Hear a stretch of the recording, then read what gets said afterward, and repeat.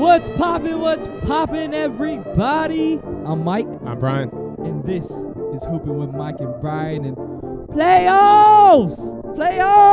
Woo! We in the playoffs, baby. We in the playoffs. I know we've been a little MIA in the beginning. But we back, baby. We back in the studio. Back with Hoopin' with Mike and Brian. And we here to talk playoffs today. Brian, take it away.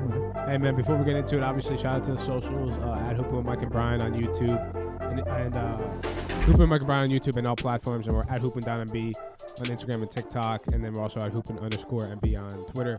As Mike said, we were MIA the last week. Obviously, I had some stuff going on, unfortunately. You know, my lovely grandmother passed away last weekend, so that's been a tough week, obviously, but had to go home, take care of, some arrangements and whatnot. Obviously, appreciate all the well wishes, support, everyone back home, everyone here, Mike, always reaching out to me, checking in. Mm-hmm.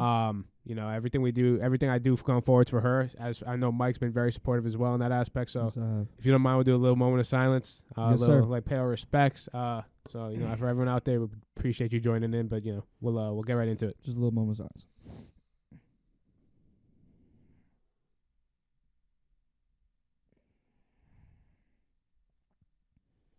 All right. Yeah, thank you, everyone. But, as I said, everything going forward from this podcast is for her. We're going to make her proud.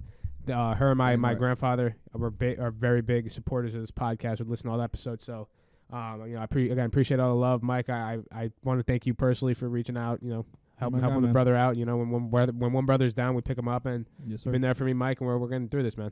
Dang right. And I just want to say, RP to you, love the grandmother. I'm very sorry. Some sad news. I understand. I don't have any more grandparents, unfortunately, but I know they are also in a better place, just like your grandmother. And like always, they're watching over us, and they're going to make sure to protect us. So, hey, man, I'm sorry about everything, but hey, RP to your mother. Make her proud. We'll make her proud. Yeah, we're gonna shout out to my pop too, man. I know he's out.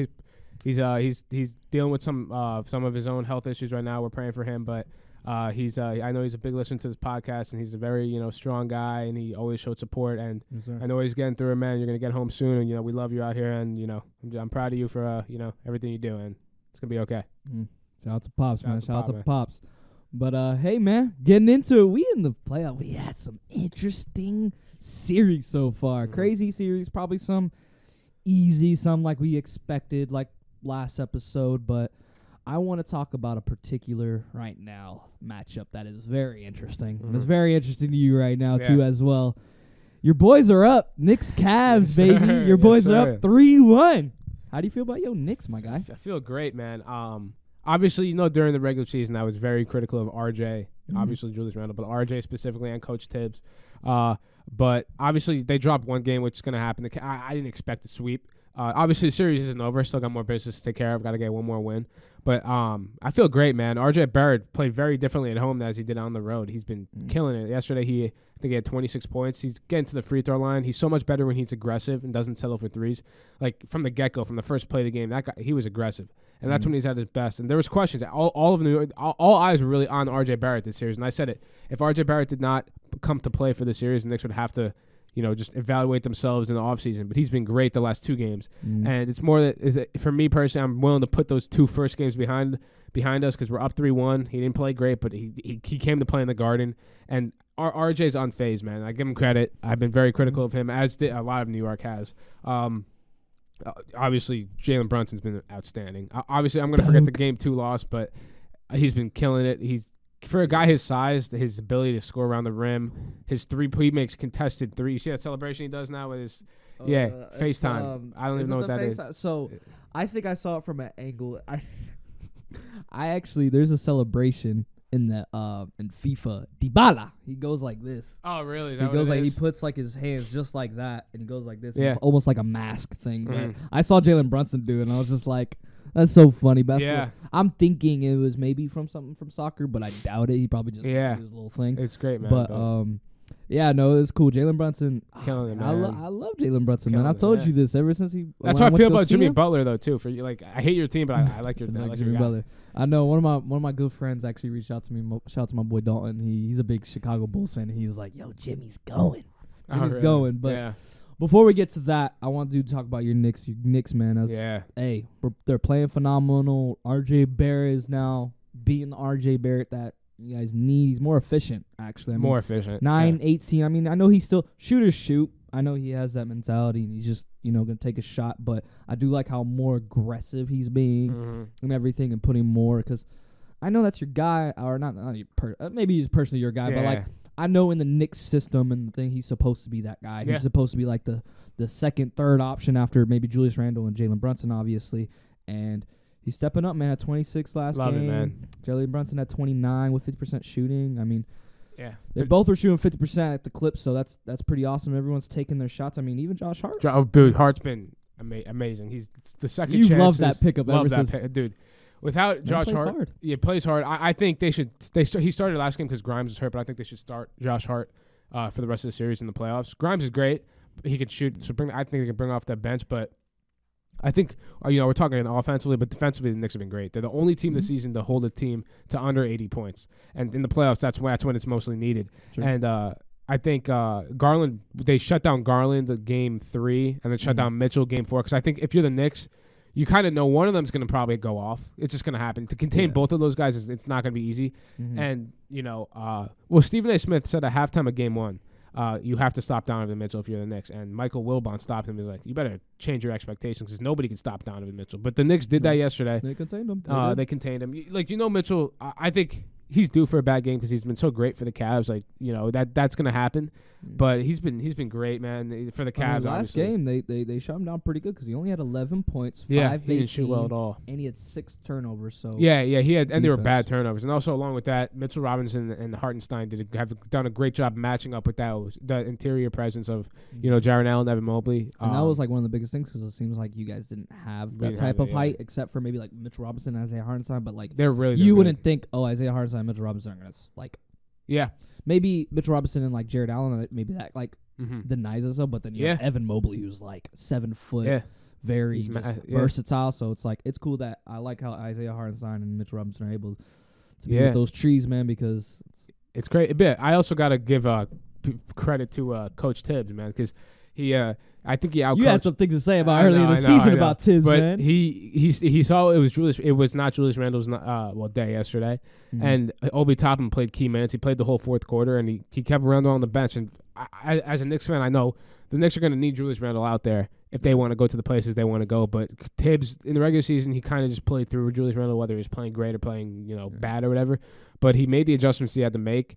And I really hope the one adjustment I hope he really makes is I think he should keep Hart in the starting lineup. Did you know Tom Thibodeau was the assistant coach of the Knicks back in the day? I saw that. I did see that during the game. I never knew that. Jeff Van Gundy was the head coach, right? He was the head coach, and he was like an assistant. I never. No, I didn't know that. I know he bounced around a couple teams, but he did he coach the Timberwolves for a little bit? Yeah, he did. Yeah, because D Rose was D Rose came back. But yeah, he coached. I know he's assistant on the Celtics when they won the championship. Then coached the Bulls, obviously. But look, he performs. He's a good. He's a defensive-minded coach, though. He's a defensive-minded coach, but I will say maybe during the regular season, it's unless he has the right players. Obviously, we saw when he was with the Bulls, Derrick Rose, Joakim Noah, like he had those defensive and he guys. overplays them though, like overplays them like crazy. But I will say, playoff record shows he's a really good playoff coach. Yeah, I got to give credit where credit's due. And to be honest, usually in the regular season nowadays, it's almost like you need a scoring offense more than a defense. When it comes to playoffs, you need to play defense, and the Knicks have been playing defense. Kellen's proven 79 points, which is the first time all season, and this league is scoring more points than ever. But yeah, also got to give a shout out to Deuce McBride, man. He only played 5 minutes, but if you watch the game, he hit a 3, took a charge. Played great defense on Mitchell. I hope to see more of him. I think he's a great player. Mountaineer ball. Yeah, exactly. Like the charges. He's a great player for this type of offense and defense, or system, I should say, that Tibbs has. So other than that, they're shooting the ball well. When RJ drives and Brunson's creating for other players, it just they score at such an ease. And I'm just really excited as a Knicks fan. I think New York fans have been waiting for this day. Again, 3-1. It's not over yet. No, we've seen crazier things happen. Let's not get ahead of ourselves because one of the questionable things about these Knicks fans is they're saying something about Trae Young, which is like, it's like no matter what they're saying, I'm not going to say it. You're going to be professional here. I'm not going to say what they're saying. But, Trae Young does live rent-free, probably in my head, too, to be honest with you. But shout out to my boy RF too. He's all my Knicks fans back home. It's the New York City. We're up right now. Yes, and Mike, let me ask you, what's your biggest takeaway from this Knicks Cavs series so far? What's your My biggest? biggest takeaway is I'm proud of the Knicks, to be honest. I mean, I'm not going to lie to you. Going into this matchup, like, the way things were, I actually wasn't on the Knicks all the way. No, I was thinking the Cavs were going to take it away because I feel like they had a little bit more, like, star power with, like, Donovan and Darius Garland and stuff like that. But at the end of that season, Knicks started doing very well. Obviously beat my Heat. 3-1. 3-1, unfortunately. But, man, the Knicks, that's what I'm taking out of it. What I'm upset is that the Cavaliers are kind of taking a step back from the regular season, which I don't appreciate. Do you think that's playoff experience? Do you think it's the lack of playoff experience? I think it is. Because outside of Mitchell, there's not much. Yeah, no, outside of Mitchell, it's... Like Danny Green. Yeah, and he's... I have nothing to say. I like Danny Green. Danny Red. It's Danny Red, his name, because he misses a lot of shots. Don't make fun of Danny like that, okay? Danny's kind of not close to the family, but my sister knows of Danny. I actually have a signed jersey. Remember I told you? Oh, yeah. Shout out Danny Green, man. Shout out to Danny Green. I actually have a signed jersey. I want to thank him for signing that and taking, a time out of that. It's actually an awesome jersey. Yeah, he seems like a nice guy. No disrespect. Danny Green, not Danny Red. My bad. Mom. He likes Mama Mohe, but hey, shout out Mama Mohe, man. Shout out Mama Mohe. But yeah, no, I don't know. Danny's been playing, but I mean, yeah, besides like Danny and it's just shocking me they don't have playoff experience. Like, and on the flip side, like Randall's not playing well at all, and they're still winning. So I think it also shows the Cavs. The Knicks' depth or their bench has been a huge part. Yeah, no, and that's good because to be honest, we thought the Cavaliers had a deeper bench. To be honest, I mean, I don't know if you thought. I'm gonna. But I also I need not an apology from you. I need an apology from Tanner Mounts because he told me Cavs are winning in 5, and clearly that's not happening.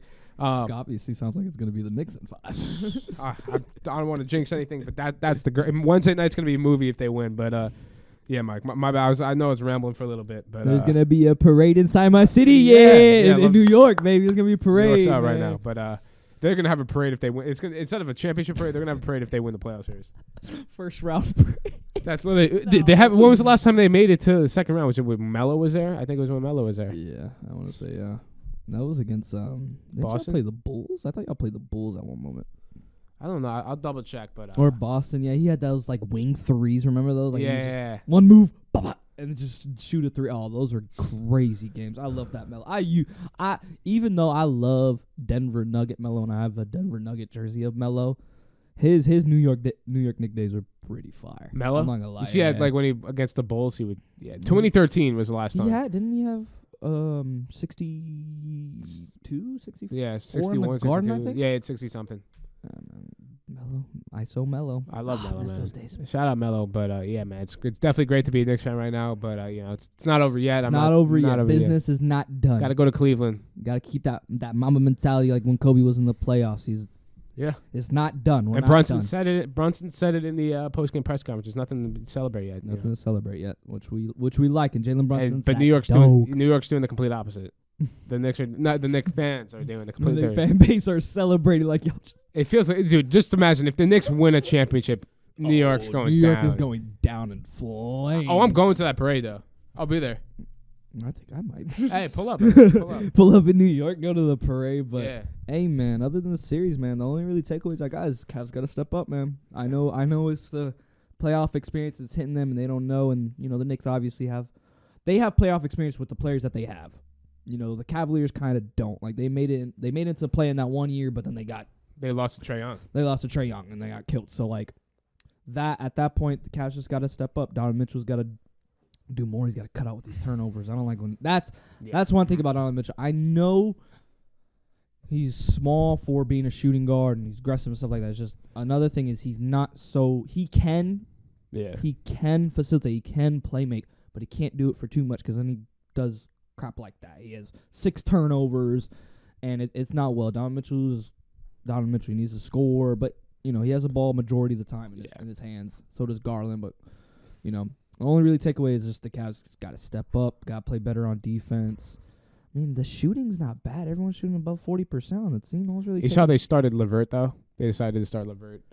Yeah, I don't know how I feel, but I feel like they need to start Okoro. Yeah, I think it's just I don't know. It's like it's weird. I don't know if it's like a defensive presence because I mean, it's just hard to think because I know with Okoro they have more of a defensive presence. Yeah, no, for sure. And LeVert kind of adds that layer of scoring outside of Mitchell and Garland, but he's been a little inefficient a little bit, but so is the problem is like you're not going to win many games when your starting point guard Darius Garland goes 4 for 21, and then Mitchell goes 5 for 8. Like you're against the Knicks where they clearly have a number of guys who can score the ball. Yeah, it's just not going to happen. But if you're the Cavs, obviously you're definitely a little worried. My cousin's actually a Cavs fan, and then when I was back home, he was talking smack. This is when the series was 1-1. He said Cavs in 5. I'm like, I'll see you in a week.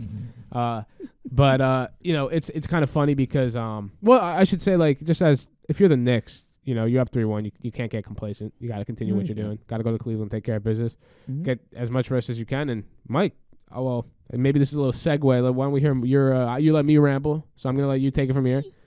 You got a big game ahead of you tonight, but yes. Let me hear your thoughts on your Heat and what's going on against the Bucks. I'm so happy. I doubted them a lot going into the series. A lot of people did, to be fair. Yeah. I mean, even going to the playoff, even though people had doubted us, people still thought we were because I know we are that team, and we're still proving that we are that team when we go to the playoffs. But playoff Jimmy, you don't mess with playoff Jimmy. You don't upset that man. That man will come down. Oh, my Lord, this guy. Oh, I love Jimmy. Jimmy is amazing. I love having Jimmy Butler on our team. Had 38 last. No. Did he get hurt last game? I thought at one point he got hurt for a little bit, but Duncan Robinson stepped up on his birthday. Happy birthday, 5 for 5 Rob. from 3, right? 5 for 5 from 3 at 20 points. Or no, hold on. What was bad math? Not 5 for 3. I know at one point he was 5 for 5. I don't know 5 when he for 5. I don't know when he finished that. Yeah, he had 20 points on his birthday. Came in, stepped up like he was supposed to. Because Tyler Hero's down. Won't have him for the season. Oh, I forgot. You guys are doing this without Hero. Yeah, we're doing this without Hero. We're doing this without Hero, and then... Well, they're doing it without Giannis, to be fair, but... Yeah, that is one of the effects that I'm kind of scared about because he does come back tonight at 7:30 tonight on TNT. Heat play the Bucks. I am a little scared about the fact that Giannis comes back, but I know we have our defense set for him when we need to be because it's that wall, everything. But I'm proud of my Heat. The Heat are being the Heat. We're playing great defense. We're making the Bucks shoot a lot of shots because a lot of our defense is rotating. A lot of it's just we're having every player guard every player. No one is guarding your guy. No one's just guarding one guy. Everyone's guarding everyone. And with Bam, it's a lot better. Bam is becoming better on the defensive end, making clutch blocks, making clutch steals, making clutch stops. Because without Giannis, they try to implement Brook Lopez a lot. They try to implement Portis? I like Bobby Portis, but that little moment where he started talking trash to Bam, Bam had literally a bucket right after that. And I was just like, dude, you can't. No. Don't do that to Bam. Bam, yeah, don't do that. I think, obviously, the Heat were not the best offensive team this season. I actually have a stat for you, Mike, but the Heat were 25th offensively in the regular season. Mm-hmm. In the playoffs, they're first, and they've scored 123 points per 100 possessions in the 3 games. And our offense didn't change. I'm telling you, it's just players. Yeah. I want to say it's just shots at this point are falling for us. And the Bucks are the always fourth. Been a problem. So I just want to say the Bucks are the fourth in defense in the regular season. But as you're saying, yeah, no, I mean, I'm not surprised about that 25th in offensive rating in the regular season because that's always been our narrative ever since LeBron left and everything. That's been the narrative. We're always been a defensive team, but on offense, you can almost not play defense on us, and we'll probably lose the game for ourselves. But when we're hitting and playing, it's scary. Because you have shooters. They just haven't shot well. They haven't shot well. I'm telling you, it's I'm not gonna lie, it's almost like your Knicks. So you guys have shooters, but sometimes y'all are not making shots. They don't shoot a lot, or they're just shooting and they're just missing everything. That's what's Julius Randle. But I mean, even then, Kevin Love is stepping up the charges. I'm loving the charges. I love it. He's taking charges. He's playing. He's been starting. Yeah, I saw one game. Kevin Love took 3 charges in 6 minutes. Mm-hmm. Not really, but you know what I'm saying? He just was going crazy. But I think the Bucks defense just looks out of sorts without Giannis. And I think it works though. That Kevin Love, when he's in, it works. When he's on, put him in foul trouble. You got to do that. Yeah, because to be honest, our defense is very perimeter based. Where we're because this is league. We have to push out. Everyone's got to push out to the 3-point line. Mm-hmm. So we're switching on everything, right? But we funnel in because on either we're funneling you into Bam, or now we're funneling you straight into Kevin Love, and he's just taking a charge, and we get the ball right back. Mm-hmm.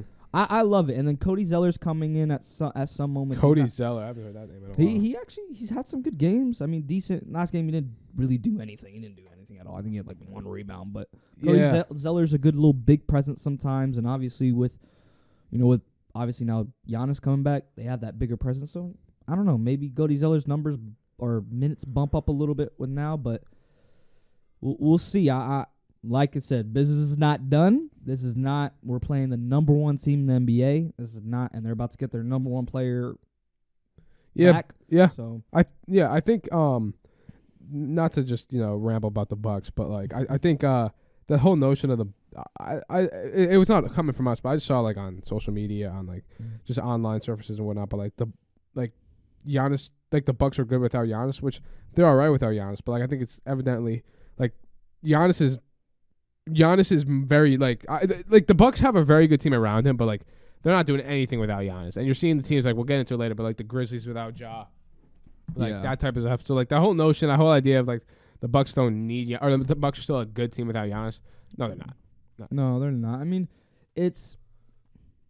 they could probably play other teams without Giannis. Probably it's just when we've had this was crazy. It's almost like this should be a rivalry, the Heat and Bucks, because we've now met them in the first round. This is what, the 3rd, 4th year that we've met them in the first round, and like we beat them the first year in the bubble, and then they beat us they destroyed us the next year, and then I think then this is either this is the 3rd or 4th I think it's meeting that we had. It was a sweep last year, right?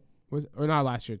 When you guys lost to them, wasn't it a sweep one year? I believe it was. Okay. Yeah, I think last year was a sweep. So it's like 3, 4, whatever it is. Well, you made the conference finals last year, didn't you? Yeah, we did. So we didn't play the Bucks. Oh, and the yeah. Celtics played the Bucks. Celtics played the Bucks. You're right. So this is the 3rd year that we've met the Bucks in the playoffs, and maybe it's our time. They beat us last time. We're coming back and beat them. And I like that. And I believe in my team, and I know, but I'm gonna be realistic with Giannis coming back. That does give more of a presence down low, and sometimes when we focus too much of trying to stop somebody down low, we leave open threes, open shots, because we do have some guys that are defensive liabilities, like Duncan Robinson, but he's starting to play better defense. Yeah. I actually saw him drive to the basket when he had his 20 points last game, and that was actually Duncan Robinson driving to the paint, putting the shoulder down, getting a bucket. I was like, you don't see that. That dude is on the perimeter running around doing laps. But I'm proud. I want – the only thing that I will take away, I want Bam to have more of a presence on offense. He's aggressive, and I know he is, and he gets his shots up, and I like that little midi that he always comes to pull up in the free throw line and everything, and he sets up. But I need him just to be a little bit more aggressive. I know we have everybody else. We got Jimmy, which is well enough kind of what we need low key, because Jimmy Butler can win us a game by himself. I'm not going to lie. Jimmy Butler, with the help of our defense behind him, Jimmy can win us a game. And he's practically won us 2 games, if I say. Even though, yes, we are a great team and we play a lot of great team ball. And Jimmy Butler is a very team-oriented player. He just wants the best out of players, because that's why when he had the problem with the Timberwolves, when he had the problem with Sixers, it's because he was trying to push guys to that next level, and he does. Like he talks highly of Max Strus. He's like, that dude's a dog. He talks highly of, Gabe Vincent. He talks highly of, like, him and Tyler Hero are best friends. They wake up at the crack of dawn and go shoot 1,000 buckets every day. So I'm proud of them. I'm proud of the Heat. I'm proud of my team, and I expect us to. I think the way we're playing and the way everything, I think we win this in 6. I think the Bucks get one more game with Giannis. We win this in 6. Even though Giannis is healthy. Even with Giannis is healthy, I feel like this is our series, and the only reason why I feel like that is because we're playing different from even when we were in the play-in at the end of the season, where it just looked like it looked weird. Like people were like, "Ooh, I don't know." Like even though people were like, "Ooh, the Heat are kind of stepping up," they might take away from the Celtics. It was just like, I don't know, because like we still had some iffy games where guys weren't consistent, or like we'd get killed, or our defense wasn't there at all. And usually, if our defense isn't there, it's not. If our defense isn't there at first, it's not going to set up our offense. We might try to shoot and try to keep up with teams, but it starts always on defense, and especially in the playoffs, I think defense is a huge thing in the playoffs. Tonight's huge because I think we're Milwaukee too. That's what. Yeah, I'd say I think it's going to go 7. I think so. I think Bucks in 7, but if you guys win tonight, you got the series is in your hands. But if you lose tonight 2-2, I don't know if they can get 2 more. Yeah. With a healthy Giannis, but that's what I'm scared about. I think tonight's a huge opportunity for the Heat. Huge opportunity. Like, huge. Giannis is going to do Giannis things, but you don't know if he's 100% because their season. What stinks is that he opens it up for everyone else. Yeah, that's the big thing. Because so much attention. Because Giannis is going to be on. It's just like if we played LeBron, if we played Jalen Brunson. We play number 1 guys, number 2 guys on teams, the stars, the players. Like, because nowadays it's you have to have at least 2 to 3 players that are lights out. So, yes, those guys will do them, but we do a pretty dang good job of not even containing, of kind of stopping in a way. Like when we played last year, the Trae Young, he was nothing. He was nothing against us. He had that one game, and that was it. We had a gentleman's sweep. He had that one game winner. That's fine. But now we're doing it. We're shutting down Drew Holiday. We're shutting down. I mean, Chris Middleton's been having his games, but no one else is doing good against us, and that's what I like, because I thought the reason why I thought we were going to get swept, the reason why we probably weren't going to do this, is because the Bucks are deeper. They actually have guys that are like on the bench that can score a lot if they wanted to, or guys that can come in, because they're also, like you said, they were 4th in defensive rating as well. So they were also really good, and they have perimeter guys. They have guys on the team that are literally strictly there for defense. Like, Mountaineer alum, Javon Carter. Like he comes in and plays defense, and I like Javon Carter. You have Grayson Allen. He can score, but he's there for the defense and his antics maybe. But tripping people. Tripping people and stuff like that. But yeah, no, I'm really proud of the Heat. I really hope we can come out of this. Tonight is a big game. The one thing though I'm very, very, very, very sad about is Victor Oladipo. Prayers up, man. Prayers for real. Prayers been up through to my so guy. much, man. We saw that's one career that I think could have really panned out very differently. Before injuries, man, he was literally going toe-to-toe in that playoff series with LeBron. Like, he was going crazy. And now, a couple years later, the injuries derailed his career, which is unfortunate. Another knee injury. That's why. He knew right away, too. And I know he says he's not going to retire, and I'm happy. But, dude, how much can your knees take? Yeah. I think he's torn both, technically. And that's... I hate it because he has came onto the Heat every time, and he's performed very well at times. And even in moments where we're like, oh, we're probably not going to win this game, so he comes and drops 20. Yeah. Just does his thing. Yeah. It's amazing. But and even in the middle of the season, like when it was him, Bam, and Jimmy on the floor, it was like you couldn't score on us. It was either literally Bam was locking you up, and then Victor Oladipo would come, or Jimmy Butler would come behind you and just steal the ball and be on the other opposite end of the floor. But yeah, and I think also like just seeing like I was watching the game, but when he got hurt, like just seeing like the look on his teammates' faces kind of show how much work he put into getting back to where the position he was in, and to see that all happen again, it just hurt everybody, whether you're a fan or not. I forgot. When I was originally on social media, my old Instagram, I followed this Miami trainer, and he helped. He was a big part of Victor Oladipo in that transition going to Indiana and getting better. Because when Victor Oladipo was on that Orlando Magic team going to them, he was kind of low. Yeah, he was a little bit like kind of out of shape in a weird way. And like there was a picture that they took, and he looked like it was crazy. Like you would think maybe, okay, this body, all right, like he can still do his thing. Like he doesn't look big, like he doesn't look fat or anything. Like not to say something like that, but he doesn't look too big. He doesn't look like overweight. But like if you looked at that picture and the picture they had after he did like a whole off season with the guy, oh my lord, dude was ripped. He looked good. He was bigger. And then that resulted in that Indiana Pacers. And man, and then what's so sad is even after that, and I'm pretty sure they did that for a reason. I follow this college basketball report thing on Twitter. Shout out to them, CBK. But they posted a video of them old Victor Oladipo Indiana highlights, and I was like, man, I saw him play in college. So sad.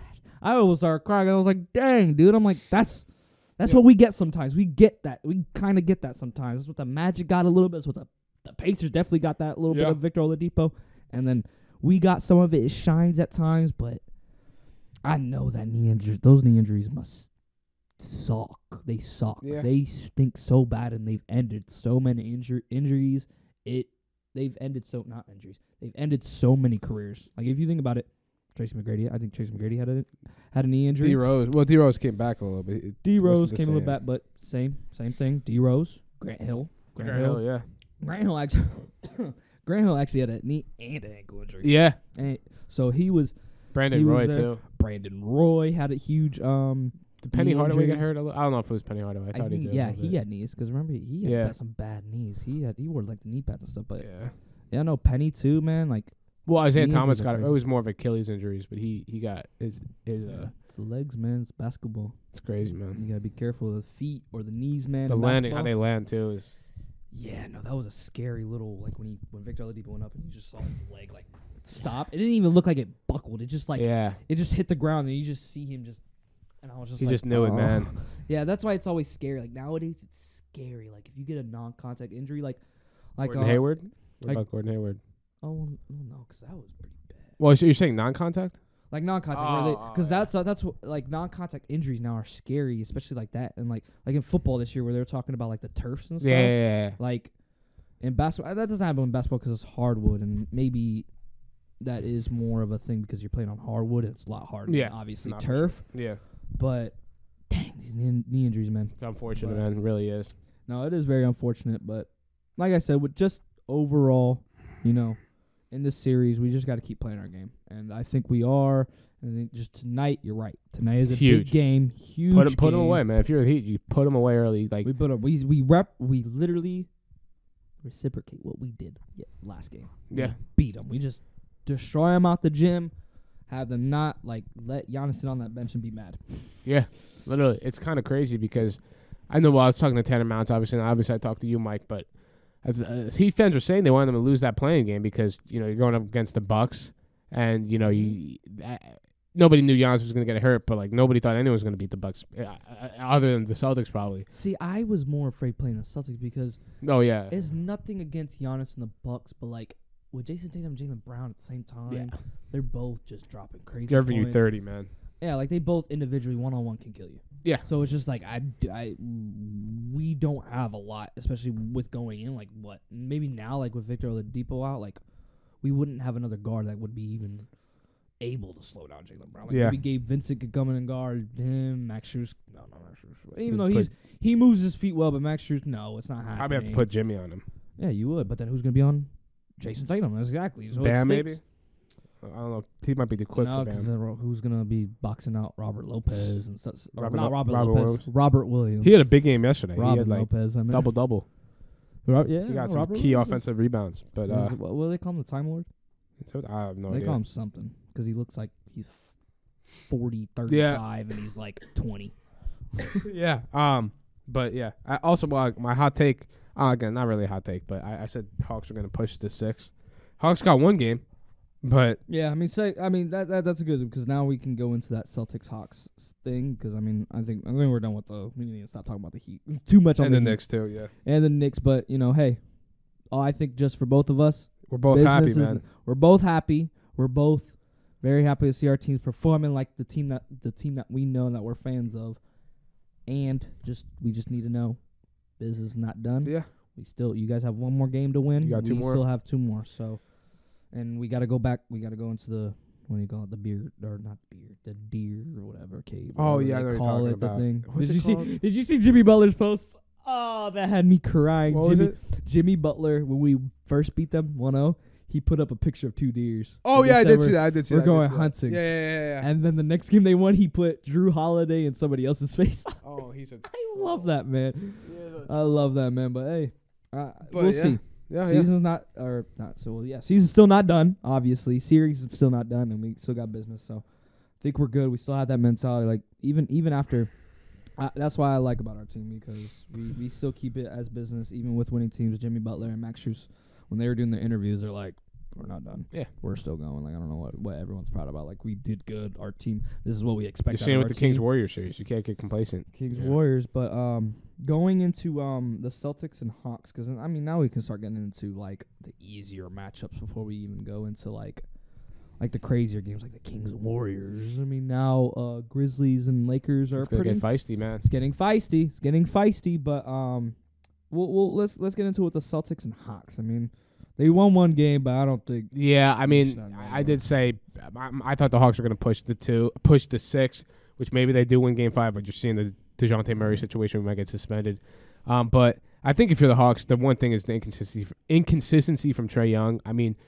This in the 4 games in this playoff series, he shot 5 for 18, 9 for 22, 12 for 22, which isn't bad. Ugly. 11-26. It's really ugly. Yeah, because I know, yes, he's a main main ball handler. He's a main guy. He takes his shots, and he's obviously a volume shooter. We all know that. He's taking his shots. He is the volume shooter. He's the volume. She's literally catching it at the dash and like literally just being like, okay, I can shoot this and be fine with it, even if I miss or not. But I don't know what it is. I think it's just. Yeah, I think at this point it's just they need him, but at the same time, if he's not there, they're not winning. No, the series. and It's like they're not winning a game. No, like they won that one game, and that was literally because he went off. The only game he shot over 50%. Exactly. And I think, I gotta say, Jason Tatum's defense has taken a huge step this season. He had 3 blocks yesterday, but he's been, even when he's not. The thing about Tatum is, my question was, if he's not, scoring the ball, is he effective? But yes, he is very effective. But I mean, Robert Williams is also key. We said it before, but he had 13 and 15. And in under 30 minutes of playing, which is great because if you're Celtics, the one question the Celtics had is, can he be that rim protector? And because he was hurt for a while, so if you're the Celtics, I think also the guard depth is just out of this world, man. Oh yeah, you got Smart, Brogdon, White, Brown, obviously, Pritchard when he plays, but Pritchard, but yeah. So again, I thought I'm gonna stick by it. I think the Hawks maybe can get one more. They probably won't because it's in Boston, but doubt it. I thought the Celtics. They tend to play down to their competition, but they haven't really done that in this playoff series. They're finally taking care of business. Yeah, and if you're the Celtics, like, you got Philly coming up, man. Philly's going to be well-rested. Yes, they are. So it's going to be interesting to see how it plays out, but it's been an interesting series. I've actually enjoyed watching the series because just seeing Jaylen Brown and... I haven't. You haven't? No, I expected with this other with Jaylen Brown, obviously, and Jason Tatum. And obviously, I like watching them play, and it's the scoring, but... Yeah. It's not a good matchup. I like watching especially when DeJounte Trae Murray, Young though, is not consistent. It's just like... But they've been in the... Other than game one, they've been in the games. Yeah. But then they just... Yeah, then the Celtics just pull away at the end. Yeah, because they're just better. They're just a better team. It's that they're simple. a better team, and it's fine. I mean, we're going to see what happens with the Hawks because they got an interesting offseason. Yeah, they have a very interesting... Like, what do you do? Do you bring back Trae Young? I don't know. I mean, I think they're... I can't see Trae Young in a different uniform next season, but... I don't know where you go for what you make DeJounte Murray your main guy. I saw a report saying they might trade for Maxey, might trade Trae Young like that, Trae Young to the Sixers with James Harden. I don't know. That would be horrible. I saw a report on that though, but I was like, I don't know, but I don't know if that would work. That's literally just like 2 very ball dominant guys with Embiid, with Tobias Harris. I don't think that would work. But again, I can't. I think the Hawks will give it another year with that backcourt.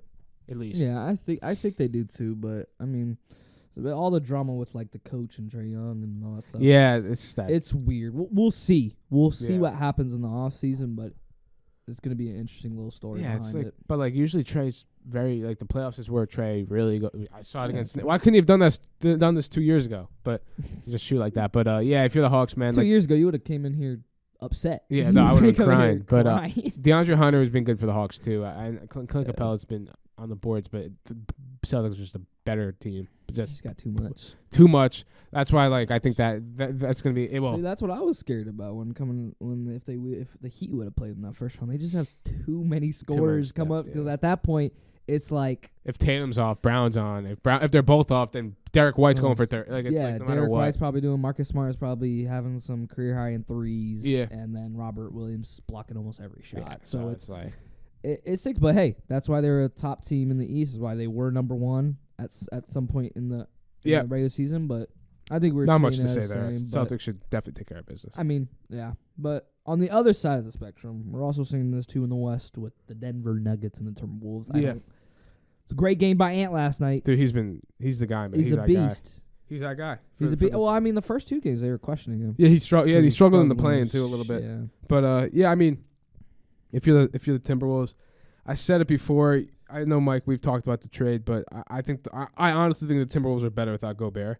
Dude, like Gobert's supposed to be this defensive, but like Jokic had almost a 40-point triple double or whatever it was. I can't think off the top of my head. And you're supposed to be this 3-time defensive player of the year. Like, I don't know. I mean, they got the win, which is nice, but like they got to win 3 more. So, but I do think Anthony Edwards is that guy. Like he's been. I remember when going back to the year he was drafted, there was questions of did he want to play basketball? Like because there was the rapping stuff that was going on. But I'm like, Anthony Edwards has matured so much in that sense, and he's like that guy. Like I saw a stat. I think he's like the youngest player since Kobe and LeBron to have 5 30-point playoff performances, which. You know, he said himself, but like he still got those guys have won. he hasn't won yet.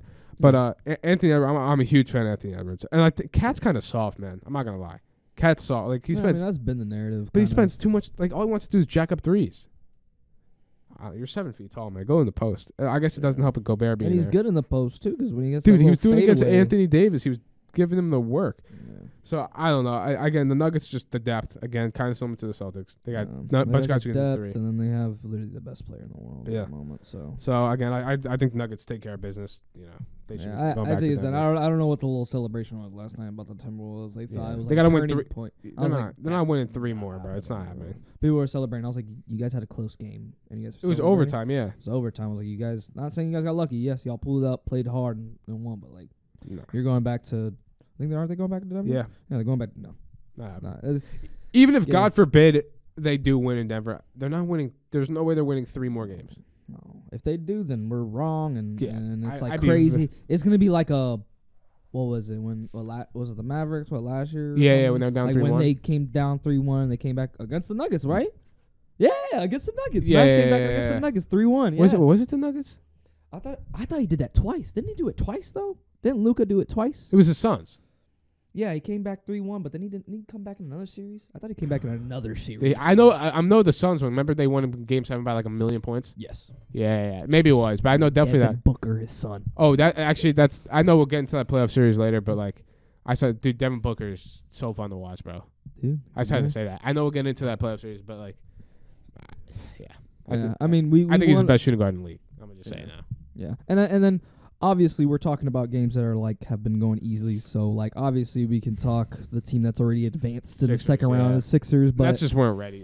That's just we're not ready. They yet. just didn't. They don't have the team. Oh, I'm sorry. They just don't like love Michael Bridges. Love it. It's just like not. It is what it is. Like they were the worst team in the playoffs. I think they really were. Yeah. Like, and even though they had the players and like they won. No, they didn't even win the game at all. They had one game they were close. That's but but Tyrese Maxey went crazy game 3. Like he won them that game because Embiid only had like 14, but Embiid did make the game clinching block on Dinwiddie. But I think Doc Rivers kind of undervalues what Maxey does. Like I think Maxey's got to be that second guy scoring the ball. I think he has to be over Harden. That's fair. I think that's fair. It's just he just doesn't get. Sometimes I think it's just the role that James Harden plays now. It would be the playmaker. Because he's more of a playmaker. Yeah. Now, and he buckets are going to come with that. Yeah, that's true. But like Maxey, if Maxey's giving you 30, and you know Embiid's doing his thing, and Harden's dishing out 15 assists, like Boston's got to watch out. Yeah, Boston does have to watch out, and I think that's going to be a really interesting series. Oh, I'm looking forward to that. Well, yeah, Boston. Yeah, as long as Boston doesn't blow a 3-1 lead, but that would be nuts. I can't see that happening. But I think that's interesting. Trae Young act like he's in the Garden again. Should he do that? Should he act like he's in the Garden? He's in TD Garden. He's in TD. But the Garden. Garden is MSG. Of course. Sure. But I mean, the Celtics Garden is a pretty. Well, no, it's the Garden, but it's not the Garden. It's not the Garden, but I mean, it's well, no, they had a new stadium, right? It's not the same stadium. It's still TD Garden. It's always been TD. They probably like updated it a bunch, but. Yeah, because I mean, it was always like you go to Boston, it's like one of them. Championship team with like Bird and like those guys. Yeah, exactly. So once you went to that Garden, everyone was like, "Oh, you gotta buckle up." You gotta play against Larry Bird and all them. But you're right.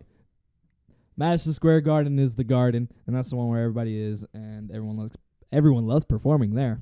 Okay, all right. Just wait till you guys are down 3-2 and the Bucks are winning that series. Whatever. But continuing on, I mean, yeah, I think it's just. With the Sixers and Nets, Nets didn't have. Not that they didn't have anybody, they just didn't. There was nothing that could. I think after the Kevin Durant trade and everything, it was just like, yeah, you guys are playing good. You guys are still winning, I guess, games. You guys are going to make playoffs, but it was. They were below 500 after the trade deadline, so it's like I thought maybe they get one game, but I mean, yeah. See, I think I thought one game too, and I was like maybe it would be like a Michael Bridges show or like a Spencer Dinwiddie show. Yeah, his best game was game. He had a. I was kind of disappointed in I don't know if disappointed or whatever, but other than game 1, Mikal Bridges didn't do anything crazy. Yeah. Again, it was his first playoff series where he was the guy. So, pretty much. And you're playing against the Sixers they got a number of guys on that. And Tobias Harris was really good game 4. Mm-hmm. That's what I also want to say. Tobias Harris, if they want to beat the Celtics, Harris has to be like.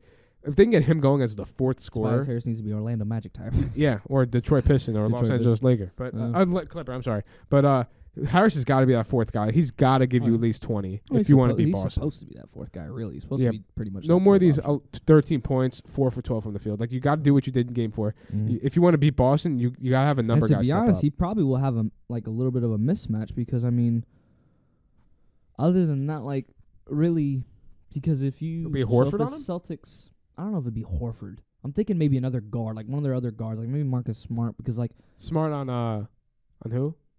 Maybe Tobias Harris if they play. Is Smart on Harris? Because I don't know where else you put Smart on. Who do you Harden. put? You put... I put Marcus Smart on James Harden. On who? You put Marcus Smart on who? James Harden. James Harden? I mean, yeah. Well, that's true. And then because is Maxey starting? I think he's still coming off the bench. I think he did start one game. He did start. I know he definitely started the game and B didn't play, but yeah, I think he started. I think he has started. Yeah, games, let's say Maxey's starting. I mean, I think you put for me. I'm saying what I would do. I think I put Smart on Harden, Maxey. Who's the other guy? I guess Brown on Maxey. I guess, and then Tatum on Harris. I guess Harris. Yeah. And who's the 4? And then you have to put Robert Williams on Joel Embiid. Which that's 40 and 15. But who else? You just kind of have to live with that. I think that's what's gonna kill the Celtics if they lose. That physical presence. Yeah, I think they're. It's not even that the Sixers are too big. It's just they have. I'm just gonna say to keep the conversation open, they have the best player in the world, and I said that twice this episode about 2 different players. So they have arguably the best player in the world. So like, and he's the big man. Well, so and really that Celtics team. So who do you think, if they, again, we're going to assume here that Boston takes care of business. Who do you think wins that series?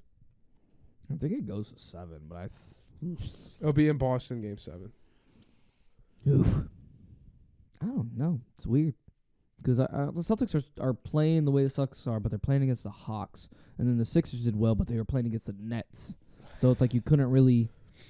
You can't really depict out of like, oh, who's doing like. No, that's true. You can't be like, oh, the Sixers are playing because they beat 4-0. It's just like, well, they're playing. But Harden's got to be more efficient, I think, if they want to. Also I think Boston. If they get Rockets, Harden and Embiid now, then they'll be fine against the Celtics. But you're getting more playmaking. James Harden, Tyrese Maxey's now like almost your other second, third option. So it's just like, you know.